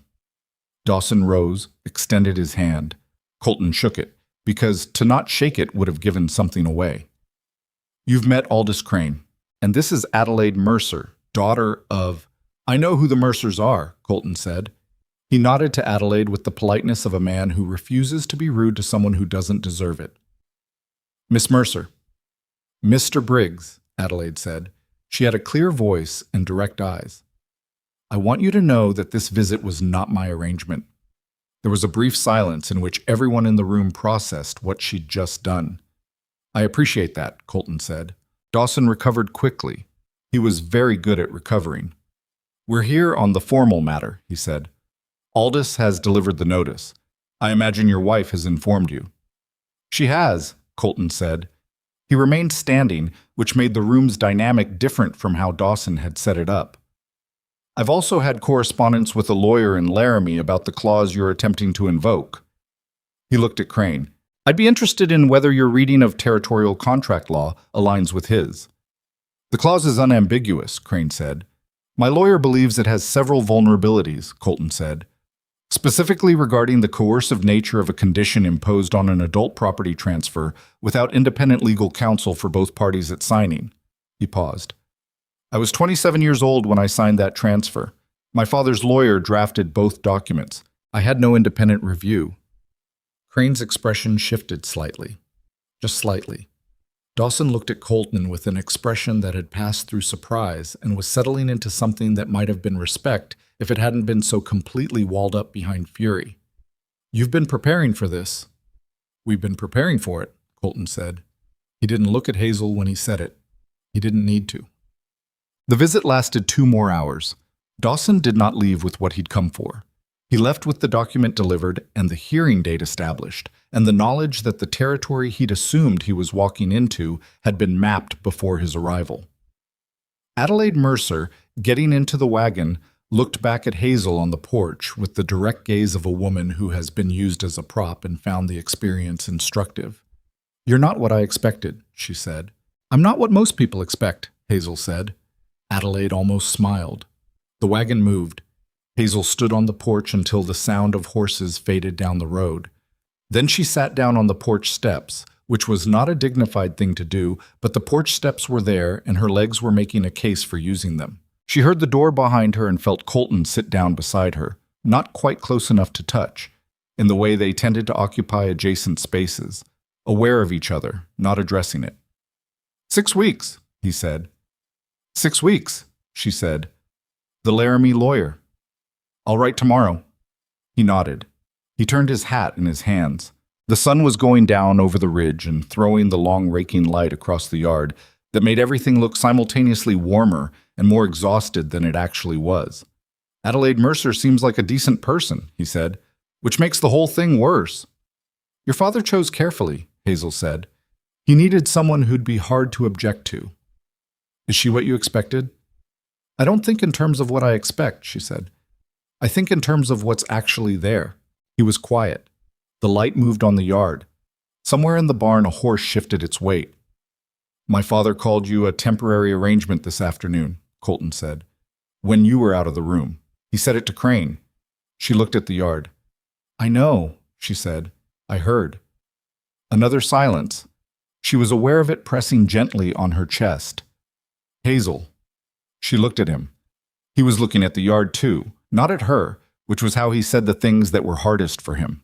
You know that's not how I think about this. She held that for a moment. What I know, she said carefully, is what I can observe, what you do, what you say when you could say different things. She paused. I don't assume past that. He turned to look at her then, directly, the full weight of his attention. What would it take, he said, for you to assume past that? She didn't have an answer that was ready. She had all the careful architecture of her self-management, all the practiced discipline of a woman who had learned early that hoping for more than what was offered tended to end in specific kinds of loss. She had all of that, and she had the 6 weeks to the hearing and the Laramie lawyer's cautious optimism, and the February loan payment that was handled and the deed clause that wasn't, and she had this man sitting on the steps beside her asking her a question she didn't know how to answer. I don't know yet, she said, which was the most honest thing she had. He nodded. He looked back at the yard. That's fair, he said. They sat on the steps until the light was gone, and the cold made staying outside a decision rather than just a habit, and then they went in, and Rosita had kept supper warm without being asked, and they ate at the kitchen table with the ordinary sounds of the house around them. And Hazel looked at her plate and thought about 6 weeks and lawyers and deed clauses and temporary arrangements, and then she looked up and found Colton looking at her with the expression she didn't have a name for yet. She looked back at her plate. She thought, 6 weeks. She thought, write the lawyer tomorrow. She thought, document everything. She also thought, against her best discipline, about the sound of his voice when he'd said, we've been preparing for it. The easy, unself-conscious inclusion of her in that word, as if it hadn't required any decision at all. She thought about that longer than she meant to. 4 days later, she went to town for the supply order, and she understood from the quality of the silence when she walked into Grady's feed store that the news of the Briggs family hearing had preceded her. She understood it from the way Mrs. Perdue, who had been buying thread at the counter, found a reason to be examining something on the far wall. She understood it from the way Grady himself was overly focused on the order sheet and didn't meet her eyes right away. She did her business and she did it without hurry, because hurrying would have told people something she wasn't interested in telling them. She bought the supplies and arranged the delivery, and she was walking back to the wagon when she heard her name. She turned. It was Clara Finch, the wife of the telegraph operator, who had the distinction of being one of the few women in Millhaven who had spoken to Hazel without an obvious agenda in the weeks since the wedding. Not warmly, exactly, but without the particular charged quality of the other interactions. There's talk, Clara said, which was not news. About the hearing. I'm aware, Hazel said.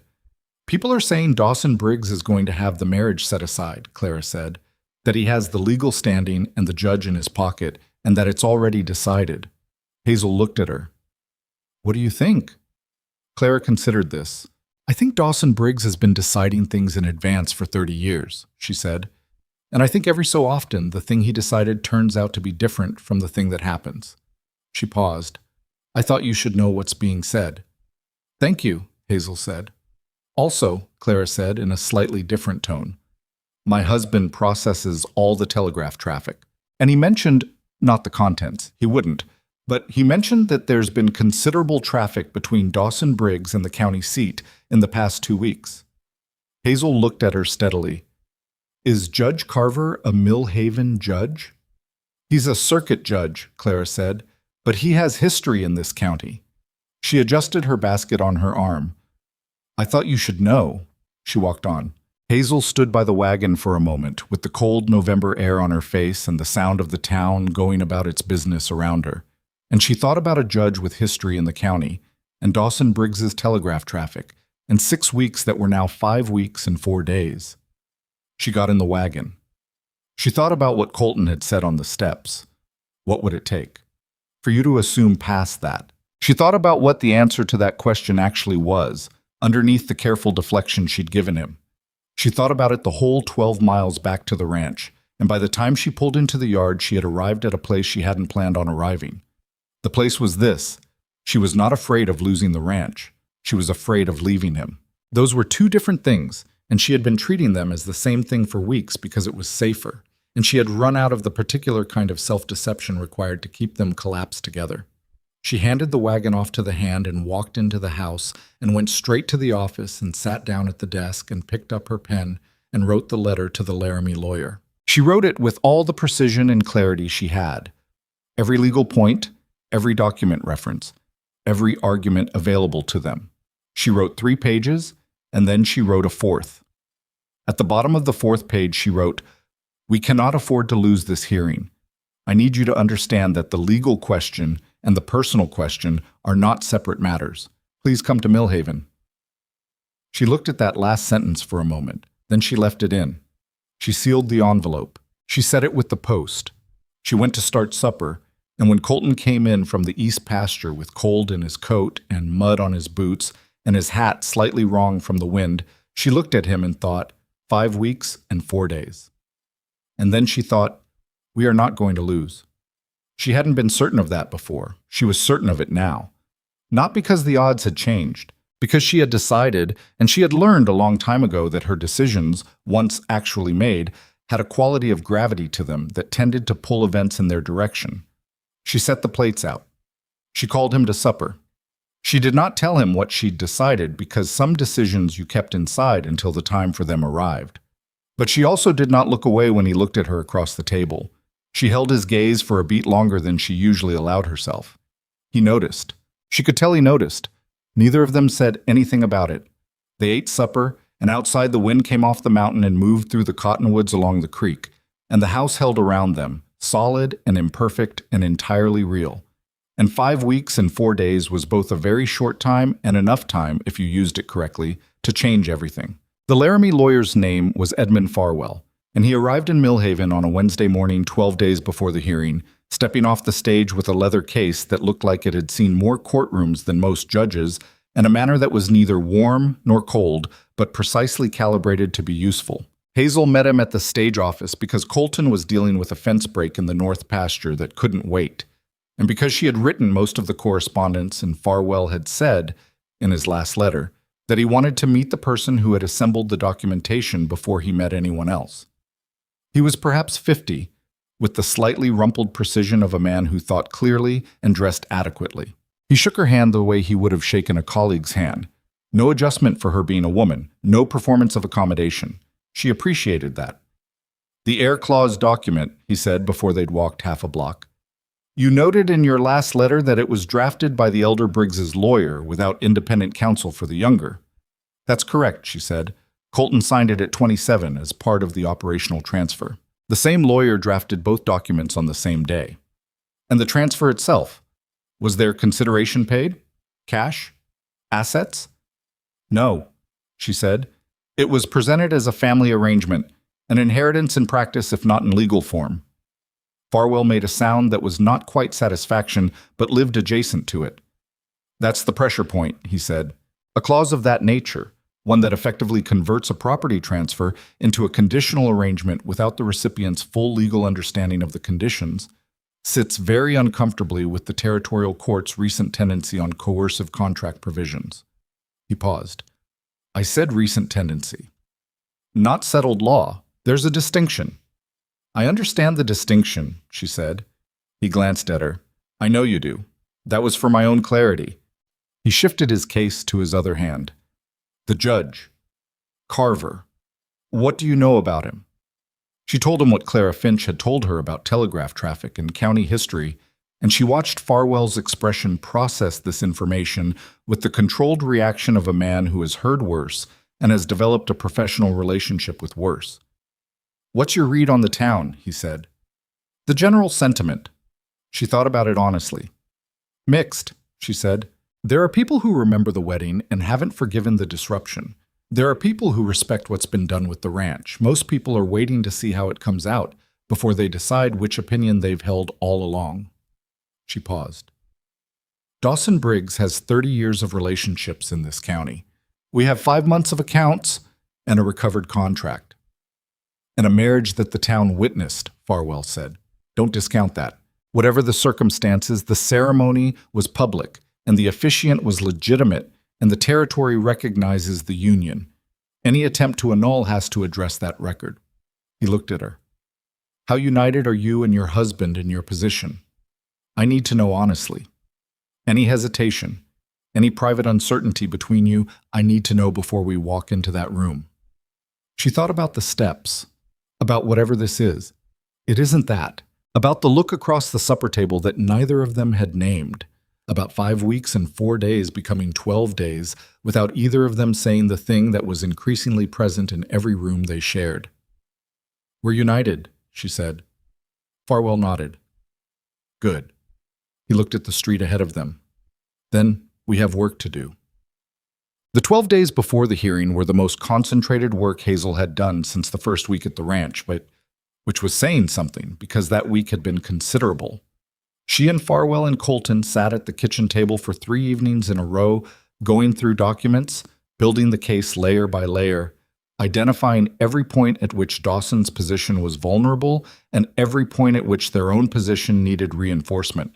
Farwell was precise and demanding and occasionally impatient in ways that were productive rather than unkind. He pushed on weaknesses the way you push on a wall to find where it flexes. He pushed on Colton, particularly, on the specifics of the signing day, on what had been said versus what had been written, on whether there were witnesses to any verbal representations Dawson had made about the nature of the transfer. There was a hand, Colton said, on the second evening. Old man called Reeves. He was there the day my father walked me through the transfer terms. He heard what my father said, that the clause was a formality, that it would never be invoked, that it was purely for the bank's comfort with the loan structure. Farwell went very still. Is Reeves still alive? He retired to his daughter's place outside of Benton, Colton said. I don't know if he'd... That's a witness to an oral representation that directly contradicts the written instrument, Farwell said. If we can get that testimony, it changes the shape of the entire proceeding. Hazel looked at Colton. He looked at her. I'd have to go to Benton, he said. That's 2 days each way. You have 10 days, Farwell said. Colton went to Benton. He was gone 4 days, which was 2 days there, and 1 day talking to Reeves, and 1 day back, and Hazel did not acknowledge, even to herself, how differently the house felt with him absent. She filled the time with the supply accounts and 3 additional letters Farwell needed drafted, and the ordinary maintenance of the ranch that didn't pause for anyone's legal proceedings. She ate supper at the kitchen table with Rosita, who talked more when Colton wasn't there. Not more openly, just more. Rosita had opinions about the hearing and the judge and Dawson Briggs that she'd been rationing carefully and allowed herself to spend more freely in Colton's absence. Carver took money from Dawson Briggs in 1887, Rosita said on the second evening. Everyone who was in this county then knows it. It was for a water rights decision that should have gone the other way. Hazel set her fork down. How do you know this? My brother-in-law lost the water rights, Rosita said.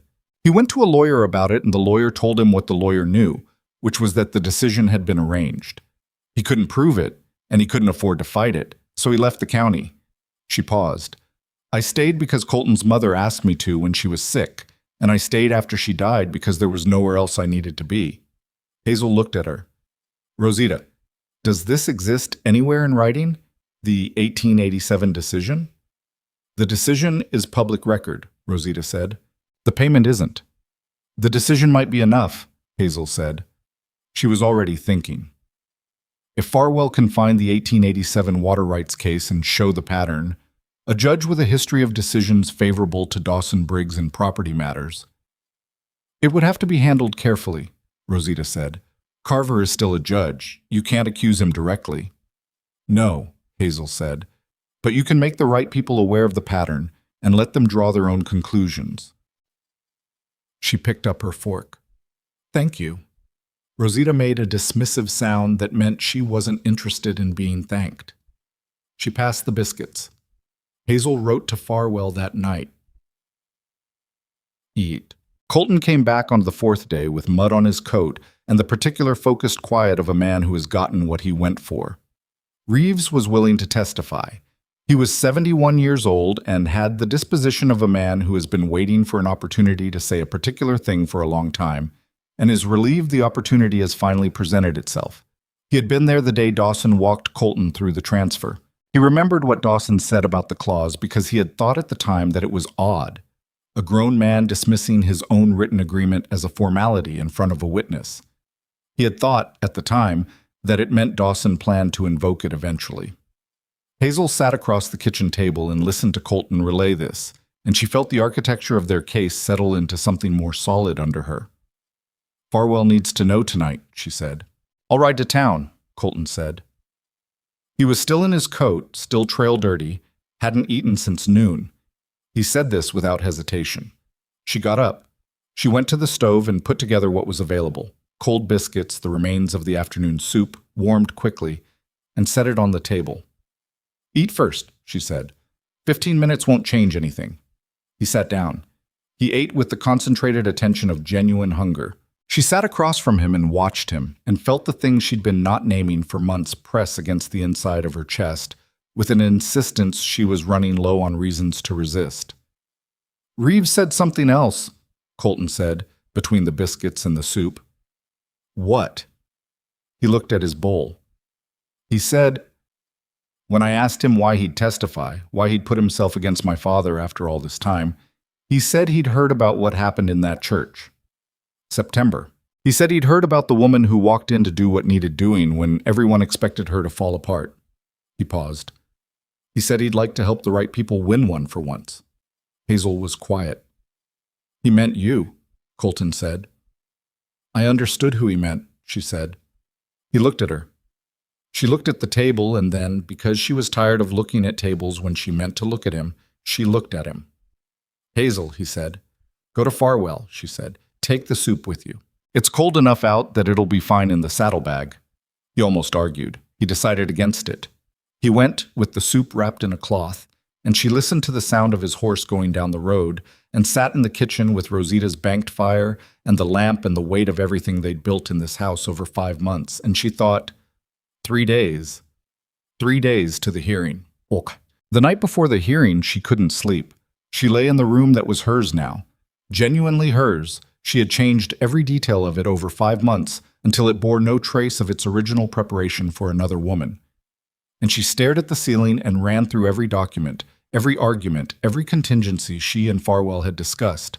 She ran through them the way she ran through supply orders and account figures, methodically, looking for the gap. She found one. Not in the legal case, which was as solid as they could make it. In herself. She had made 4 days ago at the supper table a private decision about what she felt. She had made it and then continued operating with her usual precision as if the decision were simply one more item on the list. Handled, filed, moved to the next thing. But decisions of that kind didn't file. They stayed on the surface. And 3 days had become 2 days, and 2 had become 1. And tomorrow was the hearing, and she had not said the thing she had decided. She was afraid. She recognized it clearly, which was, she thought, a start.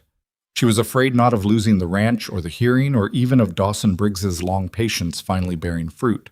She was afraid of saying a true thing out loud and having it received as something other than true, of the asymmetry of honesty, the specific vulnerability of telling someone something real about yourself and watching them not know what to do with it.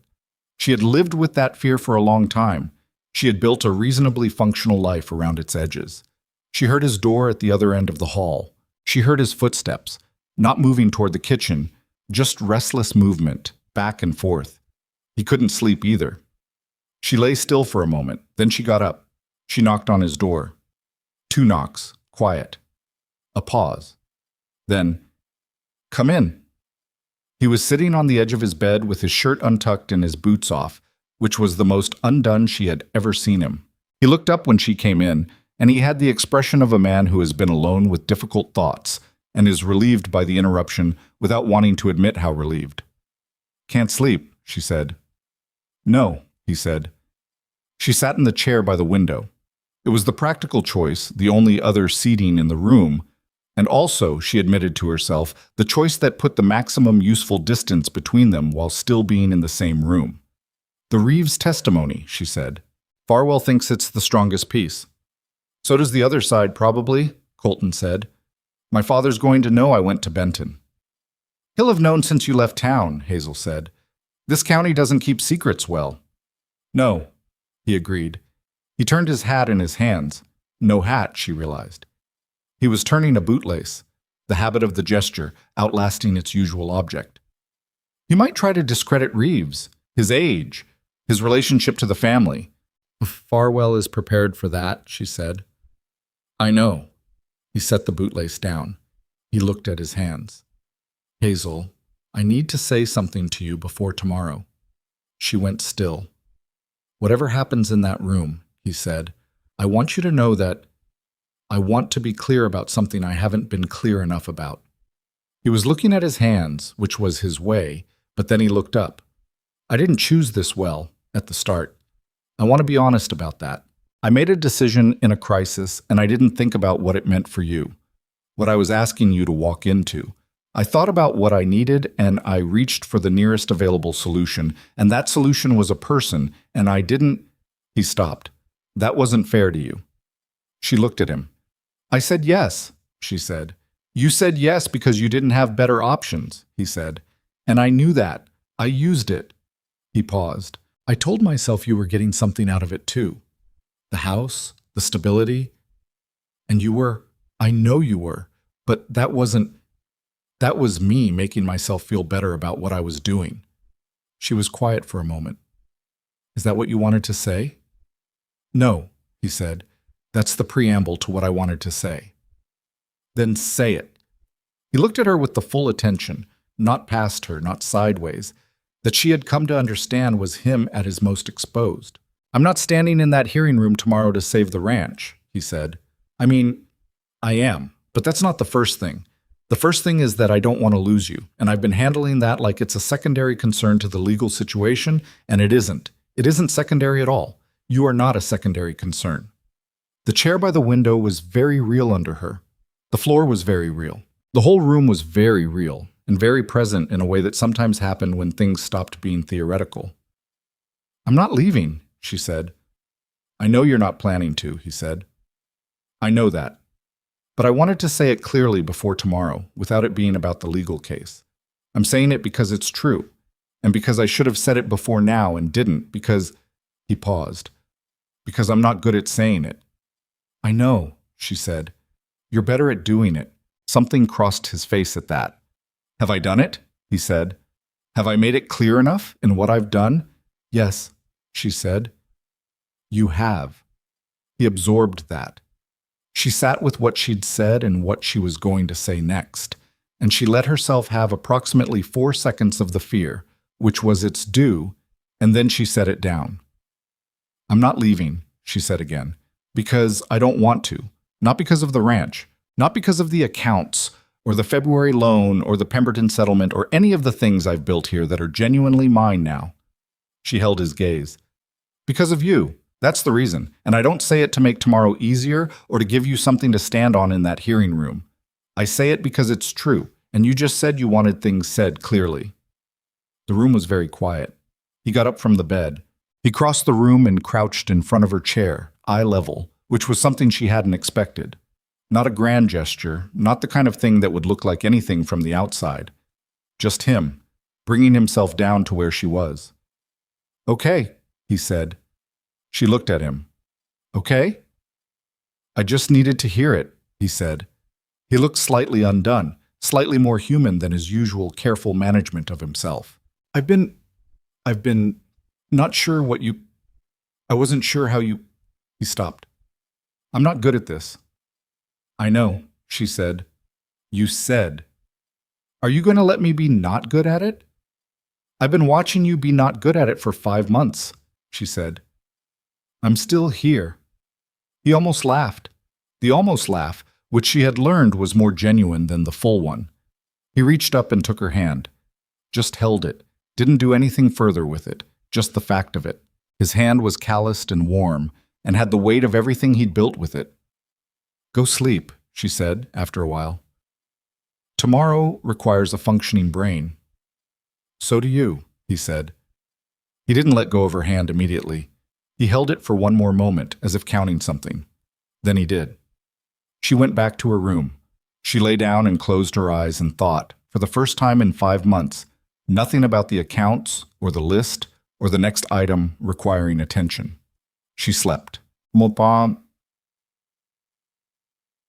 Millhaven Town Hall had been built to seat 80 people for public meetings and was, by 9 o'clock on the morning of the hearing, holding approximately 130. The news had moved through the county with the efficiency of news that touches pride and money and the long-standing question of whether Dawson Briggs could be stopped when he'd decided on something. Hazel walked in with Colton on her left and Farwell on her right, and she did not look at the crowd filling the rows of benches and the standing space along the walls. She had done her looking on the way in, a quick, comprehensive scan, filing faces, noting who was where, registering the shape of the room's allegiance the way you read a ledger for the overall picture before you examined individual lines. Dawson sat at the opposing table with Aldous Crane and a second lawyer she hadn't seen before, a younger man with new boots who had the expression of someone brought along to be impressive.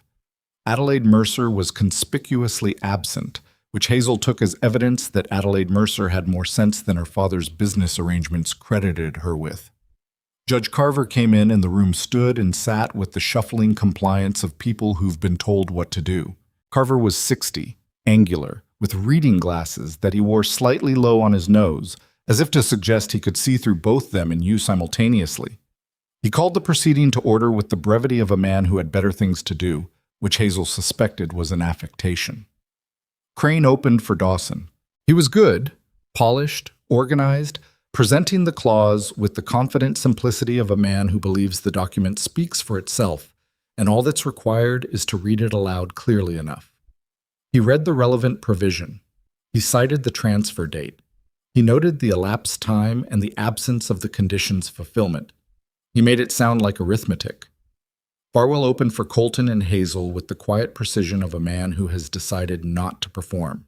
He didn't match Crane's polish. He was more direct, slightly rougher, as if he'd decided the room would trust plainness over persuasion. The clause exists, Farwell said. We don't dispute that. What we dispute is its enforceability under territorial law, on 3 grounds. He held up one finger.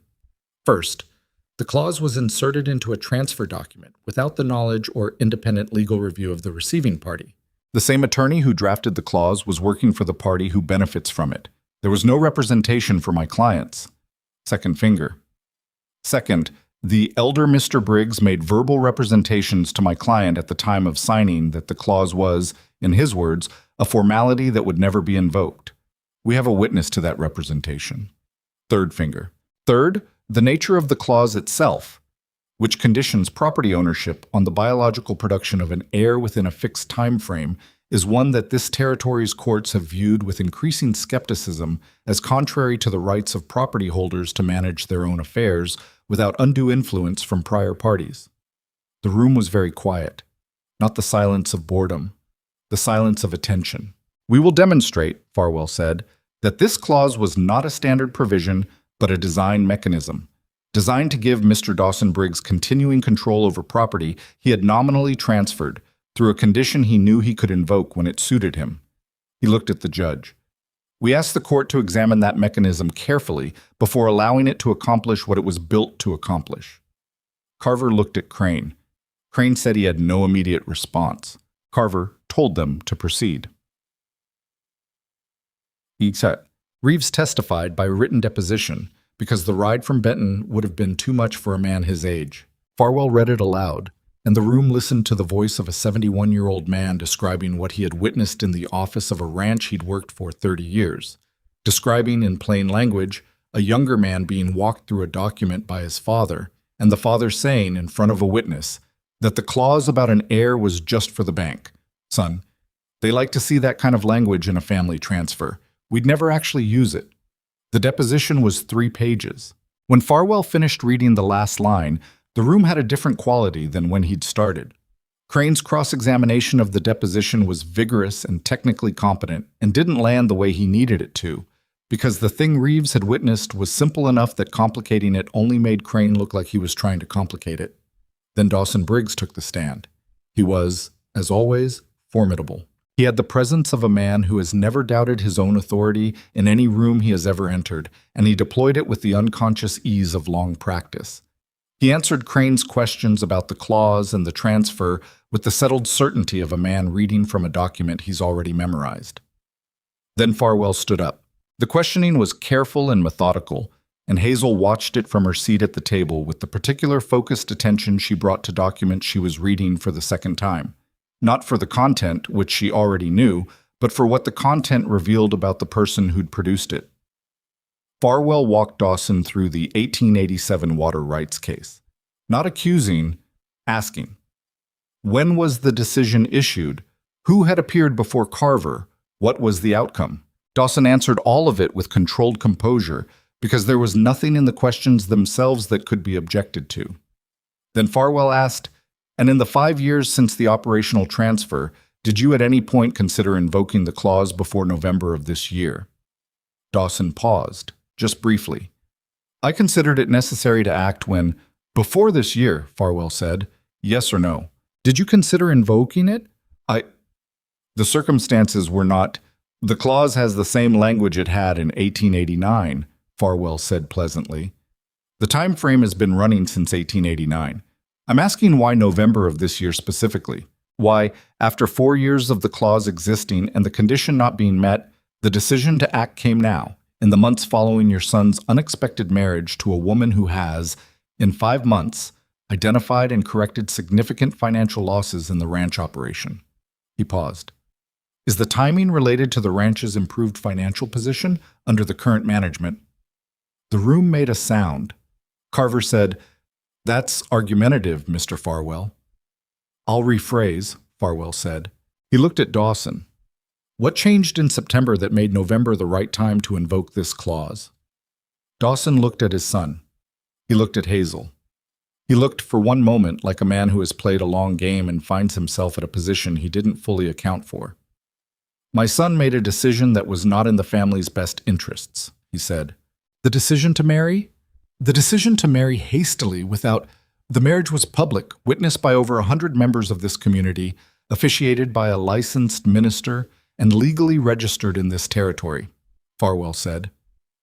"Your objection to it is personal rather than legal. Is that accurate?"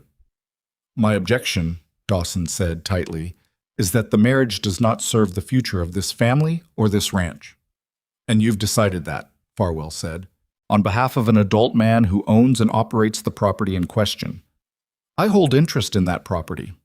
You hold a deed to a portion of it under a transfer arrangement that we are arguing today was designed to give you perpetual influence over a transfer you were legally obligated to make." Farwell looked at the judge. "That's the heart of it, Your Honor, not whether the clause exists. Whether a man can use a clause he buried in a document to retain control over a son he was supposed to have given independence to." Carver called a recess at noon. Hazel sat at the table in the emptying hall and didn't move. Colton was beside her. Farwell was talking to someone near the door. The crowd was redistributing itself into the street for air and conversation. "How do you think it's going?" Colton said quietly. "I don't know," she said, which was true. "Carver is hard to read." "He keeps looking at you," Colton said. She'd noticed. "He's trying to determine what kind of woman rearranges supply contracts and writes letters to Laramie," she said. "He hasn't decided yet." "What do you think he'll decide?" She looked at the judge's empty bench. "I think he's a man who knows what he owes Dawson Briggs and doesn't love knowing it," she said. Whether that makes him more likely to do the right thing or less, I genuinely don't know. Colton was quiet for a moment. Whatever he decides, he said, I want you to know, Colton. I know, functioning brain. He almost smiled. After, she said. Farwell came back. The recess ended, the crowd refiled. When Carver came back in, he had a different quality, a decision-made quality. The compression of a man who has done his internal work and is ready to deliver it. Hazel recognized it. She had felt it herself. Carver adjusted his glasses. He looked at his notes. He looked at the room. He did not give Dawson what he came for, but he didn't give Farwell everything either. His ruling was that the clause, as written and as it had been verbally characterized by Dawson Briggs in front of a witness, could not be enforced as a mechanism to reclaim the Eastern Acreage deed. The verbal representation, documented in Reeves's deposition, constituted a modification of the written terms sufficient to create ambiguity that a court could not resolve in the invoking party's favor. The petition was denied. The deed to the Eastern Acreage, however, remained in its current split state. Carver declined to rule that Dawson's interest in it was entirely void. That would require, he said, a separate action in a higher court, at which point the conflict of interest questions Farwell had carefully introduced without quite stating would presumably receive more formal scrutiny. It was not a complete victory. Hazel had known it was unlikely to be one. But the Eastern Acreage was safe. The ranch was safe. The petition was denied in the room where Dawson Briggs had intended to win it, in front of every person in Millhaven who had come to watch. The room erupted. Not in cheers. It was a court proceeding, but in the eruption of a crowd that has been holding its breath and releases it all at once, which amounted to the same thing sonically. She heard her name twice from somewhere in the benches. She heard Dawson's voice, low and tightly controlled, speaking to Crane. She did not look at Dawson. She had looked at him enough. She looked at Colton. He was looking at her. He had the expression she'd cataloged over months without finding the right name for, and she found it now, sitting in the Millhaven town hall with the noise of the crowd around them and Farwell shaking someone's hand near the door, and the hearing concluded in their favor. The expression was relief. Not the relief of a crisis averted, but the relief of a man who has been afraid of a specific loss and has been told he doesn't have to be afraid of it anymore. She reached across the table and put her hand over his. He turned his hand over and held it, properly this time. Not the brief, careful contact of the night before, but a grip, the kind that didn't apologize for what it was. Farwell said it wasn't complete, he said. It isn't, she said. The deed question will need further work. The higher court. Probably a year. I know, he said. Are you ready for another year of work? She looked at him. I've been ready for years of work my entire life, she said. The difference is that this work is mine. She looked at their joined hands on the table. Ours. He absorbed that word the way he absorbed things that mattered, quietly, without performance. We should thank Farwell, she said. In a minute, he said. He didn't let go of her hand. She let him have the minute. The room emptied around them gradually, the crowd moving back into the street, into the afternoon, into the beginning of the version of this story that they would tell each other for years. And she sat in the noise and the aftermath and felt the shape of what they'd built together settle around her like something that belonged. It was not perfect. It had never been. The deed question remained, and Dawson Briggs remained, and the world outside this table remained with all its complications. She was not a woman who confused a good day for a finished fight, but she was also not a woman who failed to recognize when something real had been won. She looked at Colton's hand holding hers. She thought about everything she'd been calling management, calling practicality, calling something she wasn't ready to name.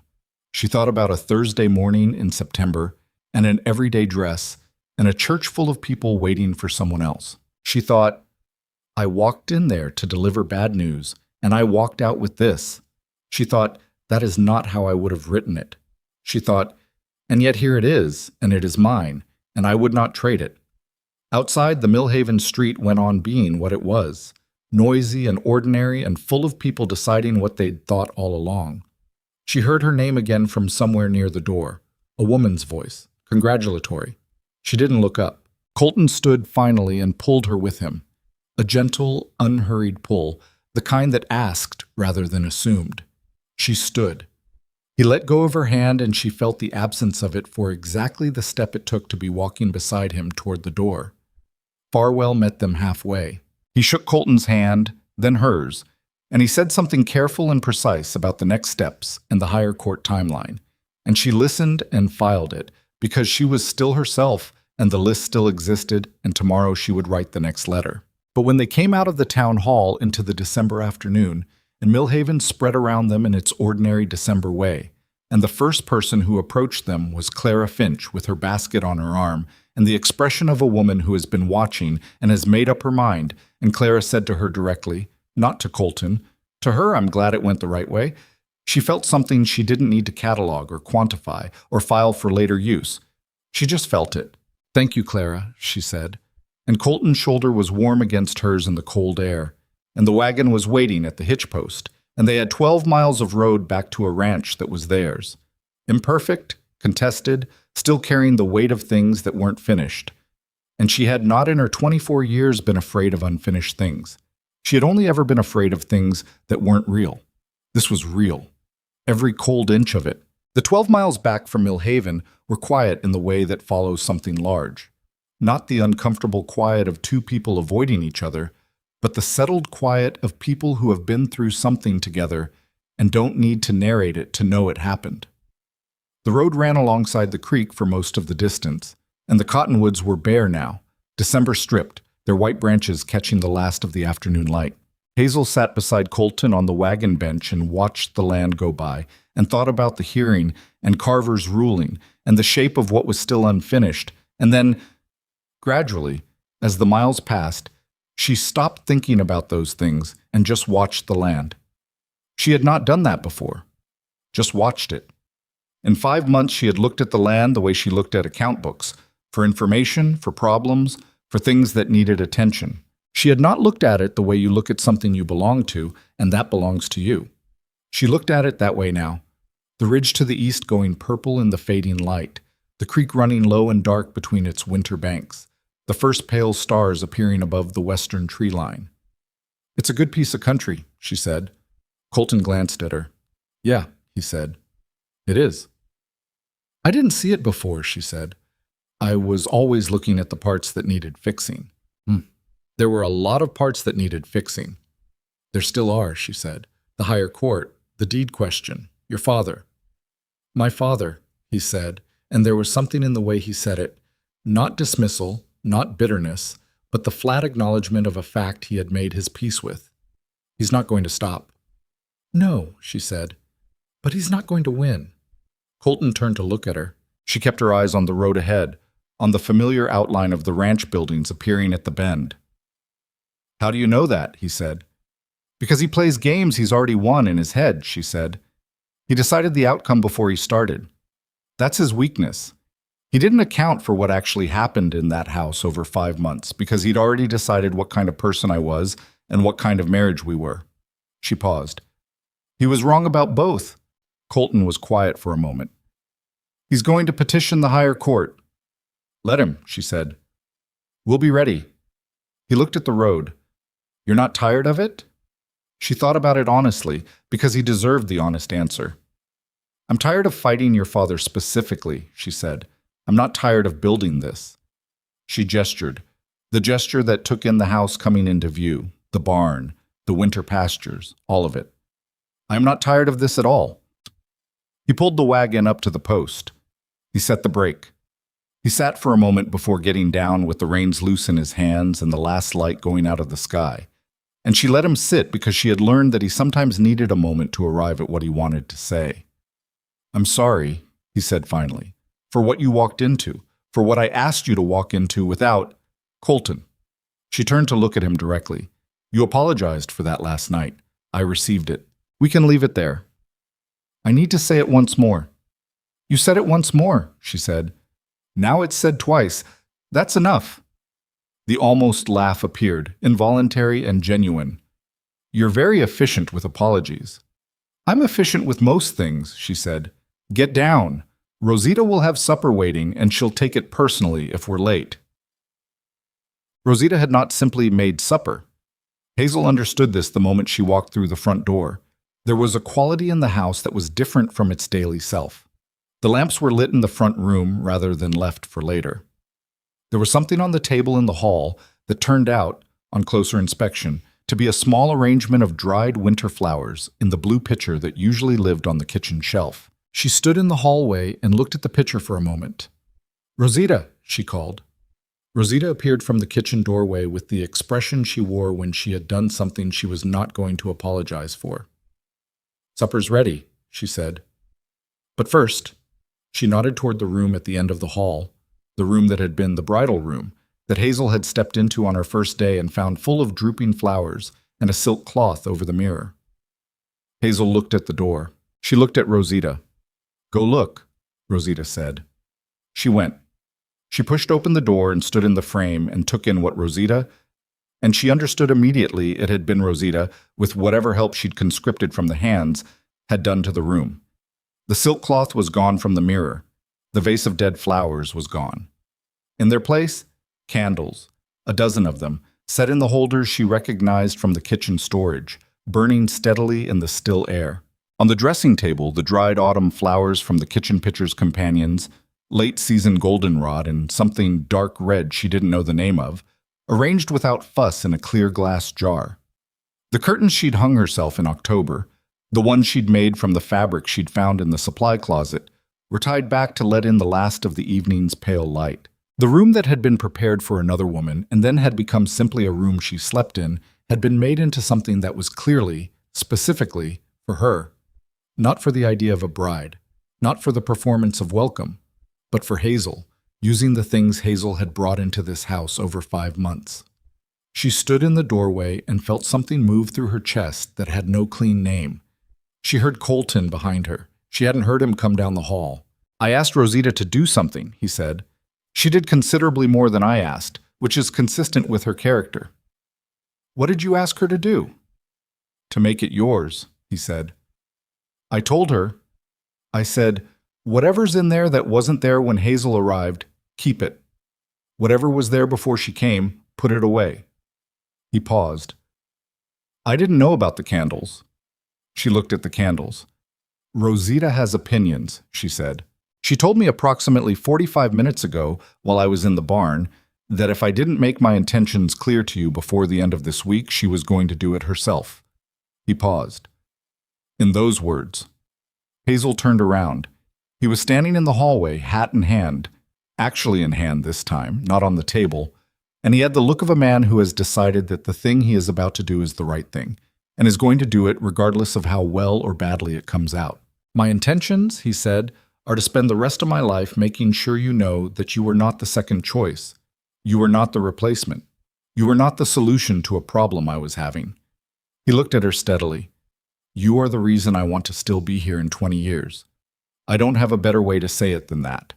She looked at him for a long moment. "That's a fairly good way to say it," she said. "Rosita has a better version," he said. "She's been workshopping it for weeks, apparently." "I believe you," Hazel said.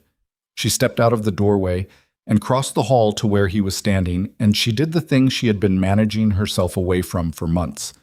She put her hand on the side of his face, just for a moment, just to know what it felt like to stop being careful. He went very still under her hand, the way people go still when something they've wanted happens unexpectedly, in the precise way they wanted it. "I know," she said. "I've known for a while. I just needed to be sure it was real and not a situation making itself look like something else." "Is it real?" he said. "Yes," she said. "It's real." He covered her hand with his. They stood in the hallway of the ranch house that had become hers in every way that mattered, with Rosita's candles burning in the room behind her and the smell of supper coming from the kitchen and the December night settling over the 1,200 acres outside. And neither of them said anything for a while because there was nothing that needed saying that wasn't already said. Osamit. They ate supper that night at the kitchen table the same way they had every night for 5 months. The same table, the same chairs, the same lamp. Rosita moving in the background with the composed efficiency that was her native language. And it was the same. And it was also entirely different, in the way that things are different when the understanding underneath them has shifted. Colton told her over supper what Farwell had said privately before they left Millhaven, that the higher court case, when Dawson inevitably filed it, would be expensive and slow and uncertain, and that Farwell's strong recommendation was to spend the next year making the ranch's financial record so comprehensively solid that no court argument about mismanagement or instability could gain any traction. "That's the plan already," Hazel said. "I know," Colton said. "I told him that." "What did he say?" "He said we'd be fine," Colton said. Then he corrected himself and said the case would be fine, which I think was the lawyer in him not wanting to promise more than the law could deliver. "Smart man," she said. "He also said—" Colton paused. He turned his fork in his hand. "He said the town is different than he expected. He'd heard about the wedding, and he expected the town to be— he expected more hostility." "Some people are hostile," she said. "Some," he said. "But today in that room, I saw people I didn't expect to see on our side." She nodded. She thought about Clara Finch and her basket and her direct eyes. She thought about the quality of the room during Farwell's opening, the attention that had the texture of people who were genuinely listening rather than waiting for the conclusion they'd already reached. "People change their minds," she said. "Not quickly and not without something to change them, but they do." "You changed them," he said. "The work you did here, people heard about it. The Pemberton recovery, the supply fraud. Those things traveled." "You did the work," she said. "I found the problems. You dealt with them." "We dealt with them," he said. And there was that easy, unself-conscious we again, and she let it settle around her this time instead of filing it for later examination. Rosita appeared to clear the plates and did not say anything about any of it, which was its own form of eloquence. Later that night, after the house had quieted and the candles in the room had burned down to their last inch, Hazel sat at the kitchen table with her ledger and her list, the same list she had been maintaining since the first week, updated and reorganized so many times that the original pages were soft with handling. She looked at the list. She looked at what had been resolved. The Pemberton recovery, closed. The supply fraud, closed. The February loan payment, secured. The bunkhouse latch, fixed, and she had to stop herself from smiling at that one because it had been the smallest item on the list, and Colton had fixed it the same week she'd written it. The hearing, the clause petition, the ruling, concluded in their favor, with the eastern acreage safe and the next stage of the fight mapped and understood. She looked at what remained, the higher court case, open. The deed split, unresolved. Dawson Briggs, ongoing and inevitable. The way some facts of a landscape are simply part of the landscape and you learn to build around them. She drew a line under the completed items. She looked at what was left. Then she wrote, at the bottom of the page, in the margin where she sometimes wrote notes to herself, Year 2. She looked at those 2 words for a moment. She had come to this house in an everyday dress with a single trunk and a burned hand and a note in her pocket, and she had found an account book that hadn't been opened in months, a fraudulent supply contract, a manipulative deed clause, a cold room that had been prepared for someone else, a man who didn't say things until he was sure of them, a woman named Rosita who communicated in silences and biscuits and winter flowers arranged in a glass jar. She had found eventually this, something she hadn't been looking for because she'd stopped believing it was available to her. Not the story she would have written, not the shape she would have chosen, and more genuinely hers than anything she had ever held. She thought about the things people never tell you about building a life. They don't tell you that it happens in the wrong order, that you act before you're ready, decide before you're certain, commit to a person before you fully understand them and are understood by them in return. They don't tell you that the things worth having rarely arrive correctly labeled. They arrive as problems, as crises, as situations that require you to walk into a church in your everyday dress and say something hard in front of 100 people who are already laughing. And you don't know, standing there in that dress with the laughter in your ears, whether you're walking towards something or simply walking away from everything you've lost. You only find out later. You find out by staying. She closed the ledger. She capped the ink. She blew out the lamp. In the dark kitchen, she stood for a moment and listened to the house. Its sounds, its settled architecture, the wind off the mountain moving through the cottonwoods along the creek. She had memorized this sound without meaning to. It was different from every other sound she'd lived with in her 24 years. and it was hers now in the complete, inarguable way that things become yours when you've done the work of them. She heard Colton's door at the end of the hall, his footsteps coming toward the kitchen, and then stopping because he'd seen the lamp was already out. "Hazel?" "Here," she said. "I'm coming." She walked down the hall toward the sound of his voice, through the dark that was not frightening because she knew every inch of it, and she thought, this is the thing they don't tell you. That home is not a place you find, it's a place you build, out of imperfect materials, with someone who is also imperfect, on a piece of ground that will give you trouble for as long as you stand on it. And if you're fortunate, not lucky, because luck is random, and this was not random, this was earned, every inch of it earned. If you are fortunate, the trouble is exactly the kind you are built to handle. She found him in the hallway. She found his hand in the dark. "The accounts?" he said. "Done," she said. "For tonight." "Good," he said. "Come on then." They went, and the ranch house held around them as it had held all winter, unbeautiful in places, still asking for work in others, carrying in its walls the record of everything they'd done in it and everything they intended to do. And outside, the land lay dark and cold and vast, and it was theirs, and they were not afraid of it. That was enough. That was, in the end, everything.